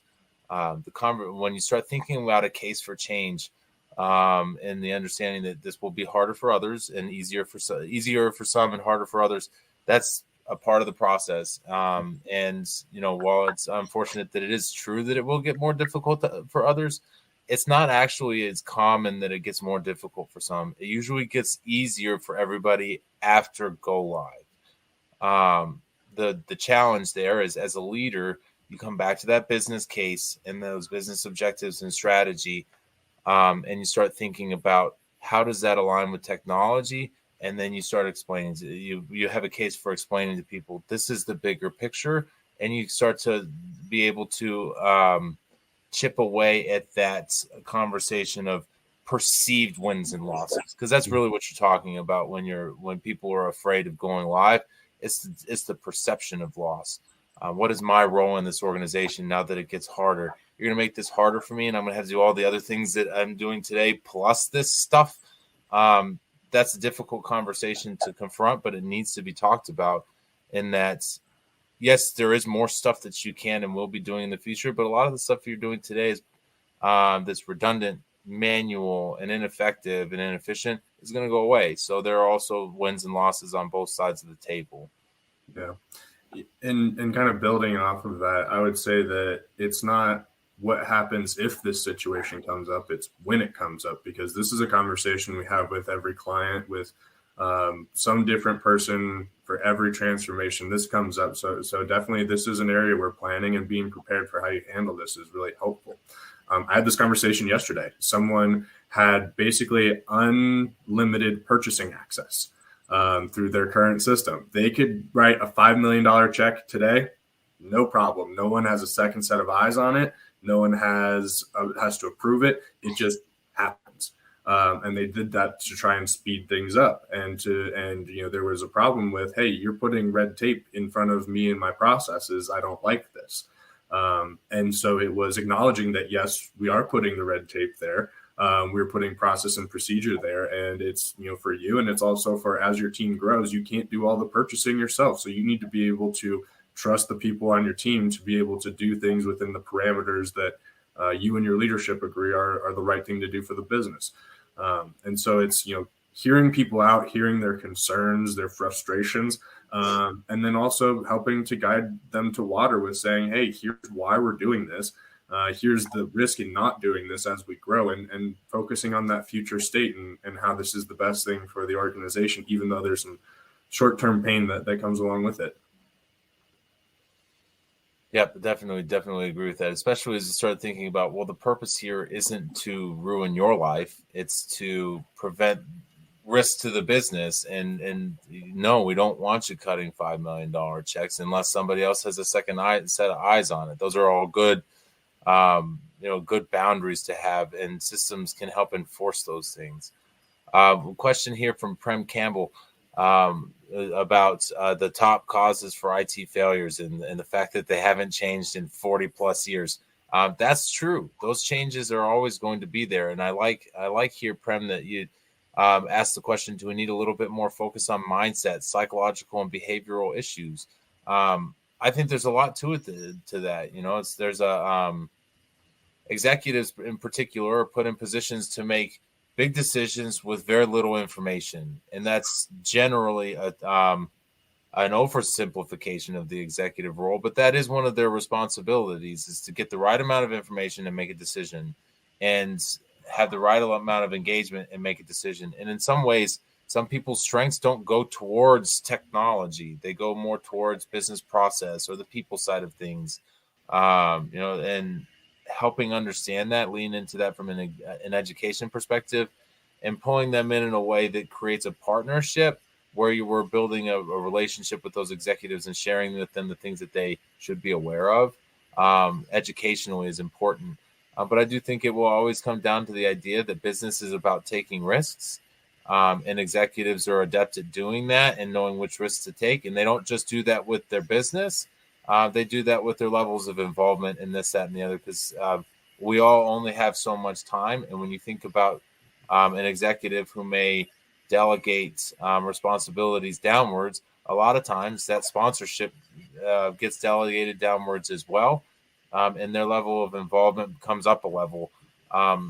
Being able to communicate the support of that executive effectively across the organization, I think, is an important key aspect to the conversation here, given that if the executive just delegates away their responsibilities as a sponsor, that can look really bad as far as an interpretation. We talked about perception a moment ago. From a leadership perspective, it's okay to delegate those responsibilities, but the next step in leading, as opposed to just managing, isn't just delegating them away. It's then helping everybody understand who's the leader now. I am still the leader. I have delegated this to this person. They are going to be speaking on my behalf, and I am enabling them to lead this and make decisions. That conversation is an important one that at the executive level, we don't see that happen very often. So I appreciate that question there. We're here playing you a clip of Mitch and Adam from Third Stage talking about secrets to effective digital transformation project management. We've got a lot more to cover. We're going to take a quick break. You're listening to Transformation Ground Control. We'll be right back.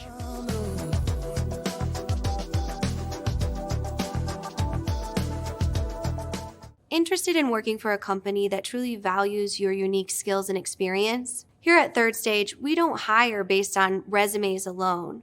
We look at the full candidate, experience, and willingness to provide excellent service for our clients. Within a technology, independent, and agnostic consulting firm, you have the opportunity to learn across industries with a diverse group of clients. Our consultants also have the opportunity to diversify their portfolio and learn across technology systems. If you're interested in joining a high-growth entrepreneurial organization, please reach out to us at work@thirdstage-consulting.com.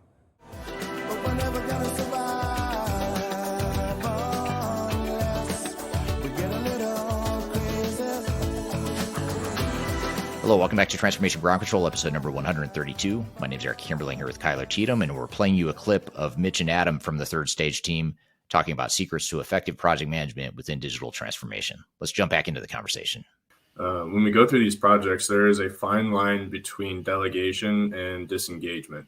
And so when you see someone who has delegated things, it might have the perception of being disengaged. And so it's that intentional, that thoughtful communication that says, hey, I am leading this project still, and I'm delegating this to this person there, speaking on my behalf. I thought you said that really well, Adam, where, it is thoughtful, it's intentional, and it is very clearly communicated rather than, I don't know, our VP just stopped showing up to these meetings a few months ago, and now I guess this guy's in charge. Those questions can really, get in the way of an implementation and a transformation in a way where you aren't really sure who's leading it. And that's a situation you definitely want to avoid. Definitely. And I'll go back to the ideas, delegating something away can be perceived as disinterest and lack of involvement. However, simply taking the time to communicate effectively as an executive, I have delegated this because I have thought through who's the right person for this role, and I've given this responsibility to them, and they are accountable to me for that. That's a really, really different message that helps lean into that perception and provide the support that, yes, as an executive, I am involved in this. I am interested in it, and I am invested in the success of it. That's why I put the right person in the right seat. That simple message that is more or less actually what's happening most of the time. Not communicating it is something that I think is important to recognize how those types of gaps can come up. And that really empowers that person who has absorb that task to go and do that role to the best of their ability, knowing that they have that, that person's, that executive's confidence to go and do the job that they were put there to do. It's for that person and the larger masses as well. It's for both of them. Yep. And I like this comment that Liam's made in here too. I think it fits fairly well in this conversation, which is everyone has a God mode because it makes their job easy. Maybe they're seen as a fixer, and by limiting their access, you're threatening the persona they've created. As leaders, through these types of transformations, the way I always see it is we call that a hero culture. And in a lot of organizations, it's all right, we got problems. Instead of working our normal 40 hours a week, which is actually 50, we're going to work 60 this week, and I'm just going to put my head down and I'm just going to power through it. And that type of culture is rewarded in a hero culture environment.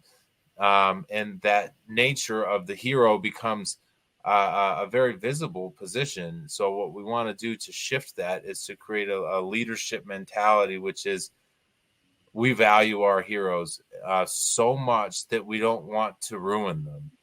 So we're going to give them more. We're going to give them more superpowers by giving them this greater set of tools. So I really like that thought process there, and thinking about each individual's role in this as well, because those failure points that were identified 40 years ago aren't just executives. It's a people culture thing too, and that mentality of this is the value that I define for myself and that I bring to this organization, I think is really something that needs to be a mindset that's respected by the leaders in your organization as you're implementing a digital transformation.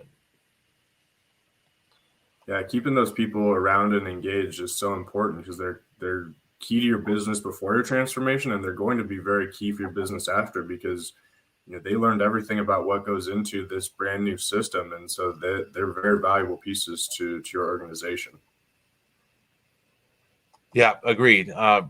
We have another question here, and I was mentioning that it's for Tim, but I'd love us to take a whack at it too. So when a transformation becomes a project, what happens to this ever-changing and never normal changes? The business world is going through. So, Mitch, you have some thoughts on when we say we're going to undergo this project? How do you undergo such a long-term project that is going to be in flight while the business norms of the world continue to change? How do you take this snapshot of we're going to go kick off today and then 2 years from now go live on software, that isn't based on on a 2-year-old model? How do you help with that?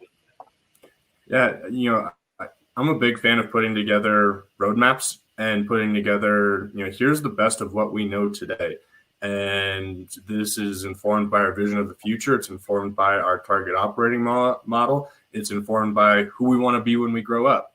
And, I think back to, just me as a person, what I wanted to be when I grew up. You're constantly reevaluating those things.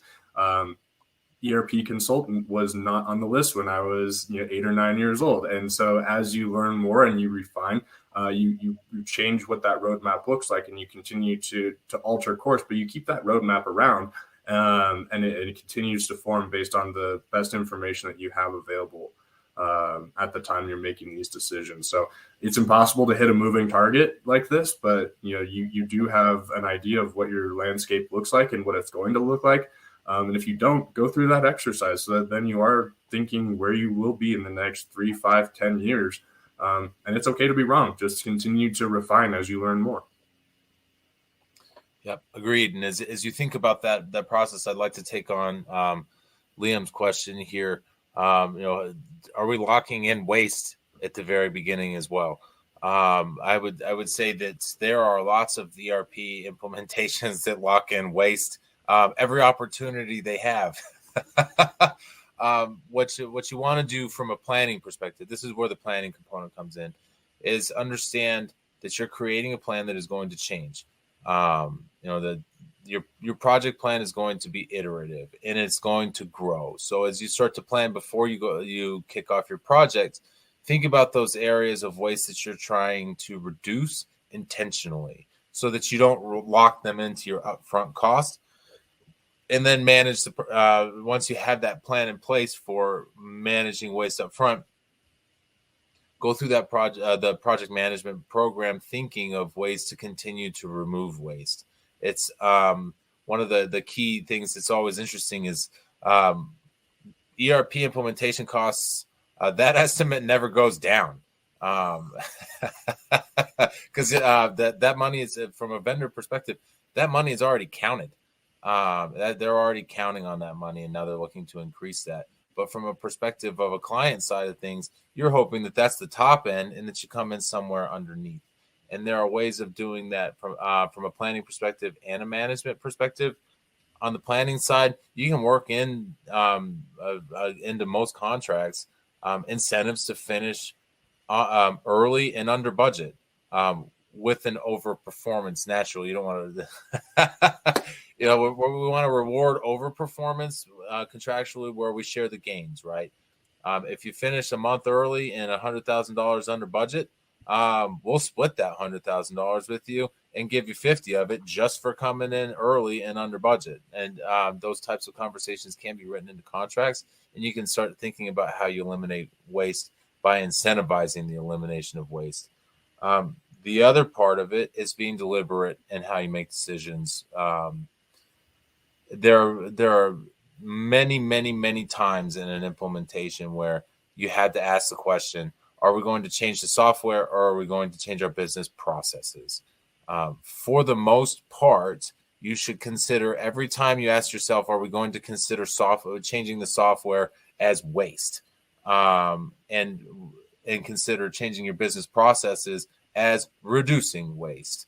I'm a firm believer that when you implement software, you're doing that with the purpose of improving your business processes. So the software is there intended to be a waste reduction tactic, and you want to be able to manage that conversation through the implementation itself. Yeah, completely agree with that. We're big fans of trying to keep things as out of the box as you can, and to change those business processes whenever you can, because a lot of times organizations just do things the way they've done them because that's the way they were taught. Their predecessor said, this is the way we've done it. This is the way we've always done it. And continuing through a transformation with those types of answers will get you into trouble fast. So taking a look at each process and evaluating, is this the way we should be doing it? Is a great exercise to make sure that you avoid that waste so that then you have this golden opportunity to optimize your business, your processes, and your technology all at once. Yeah. And part of the leadership conversation of an ERP implementation is that there is accountability and responsibility on all parties involved. And there should be many parties involved. It shouldn't just be you and the system integrator. You should have an independent third party involved in making sure that everything's happening the way that it's supposed to on all fronts.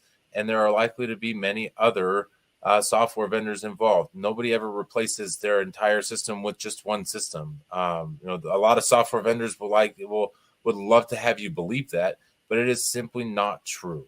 And so now you're going to have to integrate with some folks, some ways, and being able to do that is an important part of that program management component.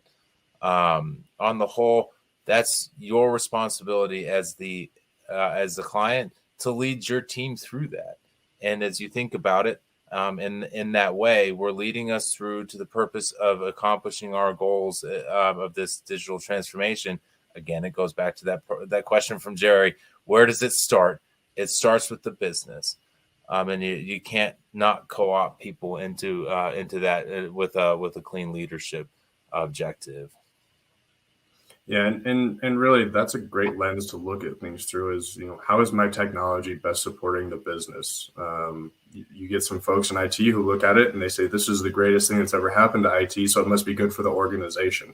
But if there's no business driver behind why you made these decisions, it's again going back to that conversation of waste. If you have a very souped up IT environment, but your business doesn't need it or can't be supported by it, it was a waste, and that's not the type of transformation you want to go through. Yeah, and as the Tammy's question here is well aligned with that. In that, how do we get away from all of these unknowns, especially now that we're past the discovery phase? How does this? How can we be effective with the amount of time wasted planning things, and move into the real meat of the work? As we start thinking about leadership and plugging gaps, bringing in the business and having them be involved in that is really important. And understanding the nature of the independent consultant who's going to come in and tell you these are way more unknowns than you should be experiencing right now. Your system integrator has got you way over your skis on this. You need to take a big step backwards and reevaluate. Your system integrator is not going to tell you that. They're going to want you to think that everything is coming up roses the whole way for as long as possible. And that's why an independent third party is so important in this, who can help you understand the difference between when things are hard just because you're implementing software, because there are times where it's just difficult. It's always going to be difficult. And this is part of that difficult experience. Knowing the difference between that and something that's going wrong right now and is hard because it's wrong is really hard to tell the difference, especially when you're in the middle of it and your system integrator is in the middle of it, because it's hard for you to see the forest for the trees. They don't have an incentive to call it like it is, and they probably feel like they can fix it anyway and right this ship, so they're not going to say anything. Having somebody call it out like that and say, look, this isn't hard because it's supposed to be. This is hard because we're off the tracks here. Let's figure out how to do that so that when we move forward and we start getting past those validation stages, we don't look back and then realize at that point that, oh, that was hard because we screwed it up royally. We don't want to be in that position at all. Yeah. That's exactly it. And having been on a few projects where we've helped clients to find their way back to the path, and that's what brought us in. One of the best ways you as an internal organization can help with this, outside of bringing in a third party independent consultant is freeing up your people. There's so many times where part of the plan is not to backfill roles and responsibilities. It is, well, on top of your day job, you're going to do an implementation. And that doesn't go well because it makes it so that then folks are trying to juggle too many things. They make easy decisions because they have a lack of time rather than think through what is the right decision and the right course of action. And so opening your folks up to do that critical thinking is a huge way that you can take steps internally on top of working with an independent third party. All right. Thank you, Mitch and Adam. Great conversation, and good to revisit that clip from a while back from a previous Digital Stratosphere event. And again, if you're interested in joining our Digital Stratosphere event in person, you can do so first week of October in Denver, Colorado. You can go to stratosphere2023.com to learn more about the event and see who some of the speakers are. Spoiler alert, two of the speakers are here in front of you, Kyler and myself, as well as Adam, who you saw in the previous clip. He'll be there as well.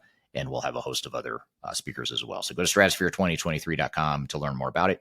We're going to take a quick break. When we come back, we'll debrief on some of the threads and interesting thoughts from seeing and hearing that conversation again.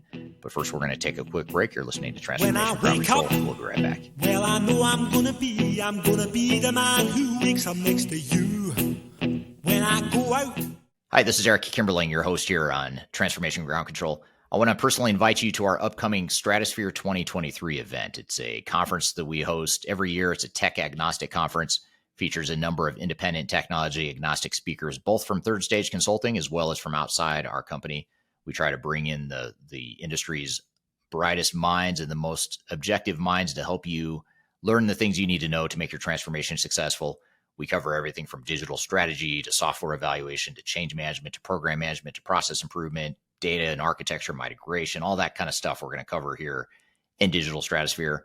It's going to be October 4th, 5th, and 6th in Denver, Colorado. I'll be there. Kyler will be there, our co-host here on Transformation Ground Control, as well as others will be there. So be sure to check us out. We'll also have great opportunities for networking, for peer networking, as well as networking with speakers. We're also going to have great entertainment too. We'll have some happy hour networking events, as well as live music from That 80s Band, which is my favorite cover band. They play all 80s stuff. So come enjoy that as well while you're at it. It's all happening in Denver, October 4, 5, and 6. You can go to stratosphere2023.com to learn more about the event. Be sure to register by August 15th to get the early bird discount, which is fairly significant. Again, stratosphere2023.com. Learn more about it. Hope to see you there. And in the meantime, hope you enjoy the rest of this episode of Transformation Ground Control.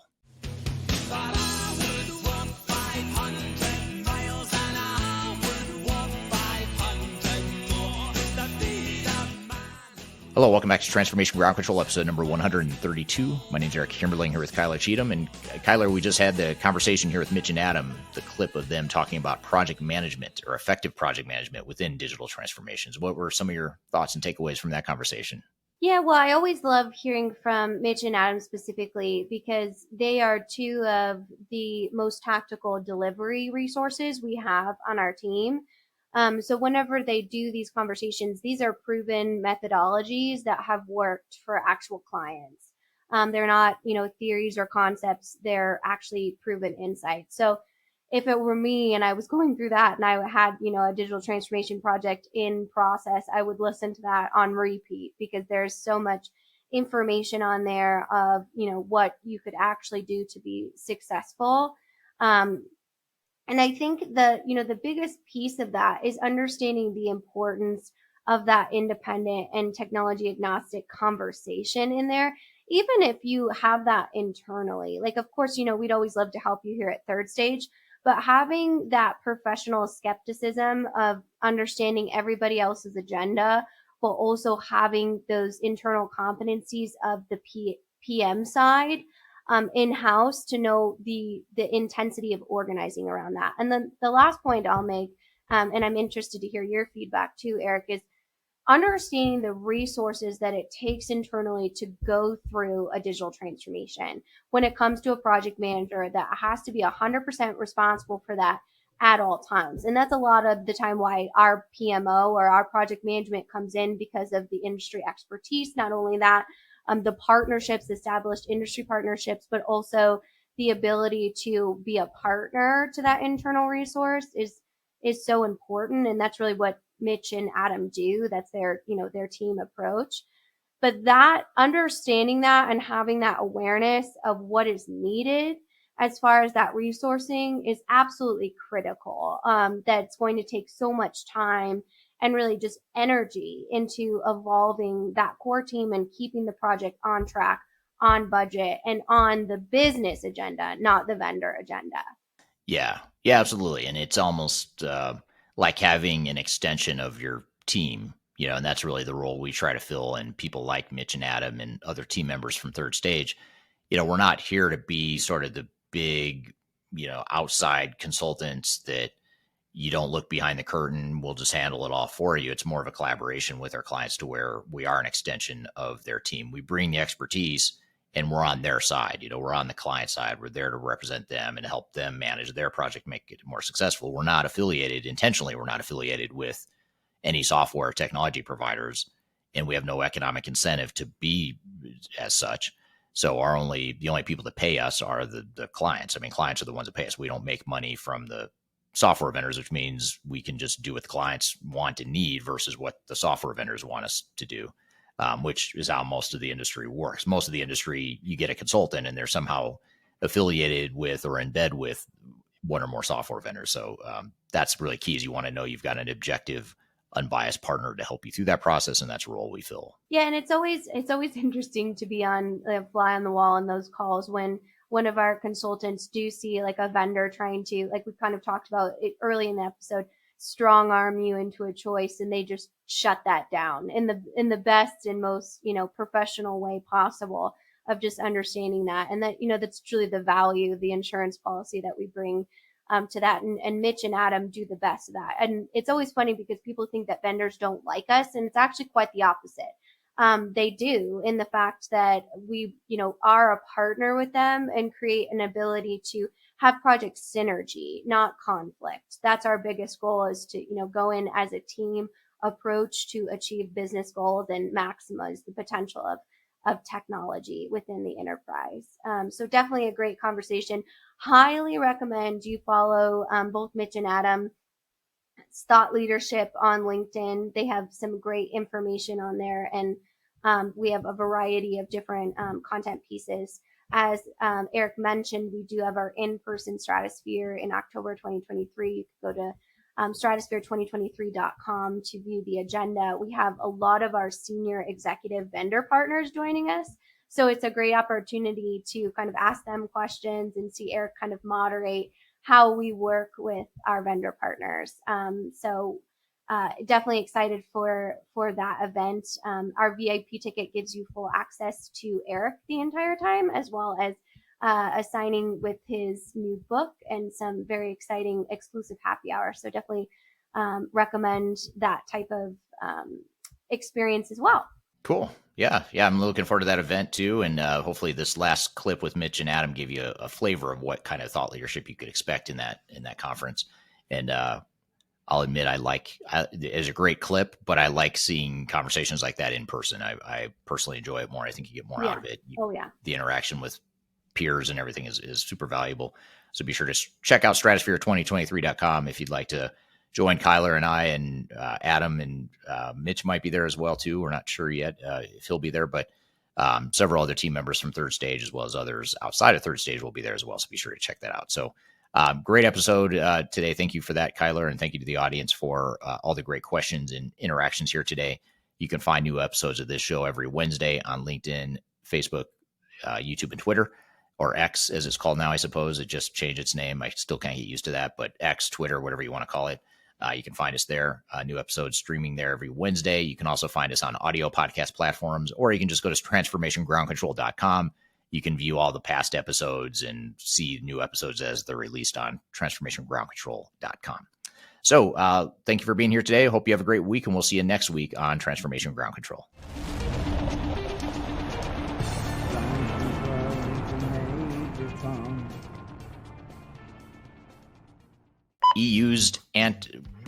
Try that again. We didn't do any of the news articles yet. Oh my gosh. Yeah. Okay. Well, I guess there's good news, bad news here. I love getting old. Like we're in the bird club and the gardening club. Those 90-year-old ladies, they know everything there is to know about everything. So. Well, that was a total digression. So we went off track to further off track. Yeah. Hopefully you understand what we're doing here, Cassie. We're totally out of order, but I'm going to finish it anyway.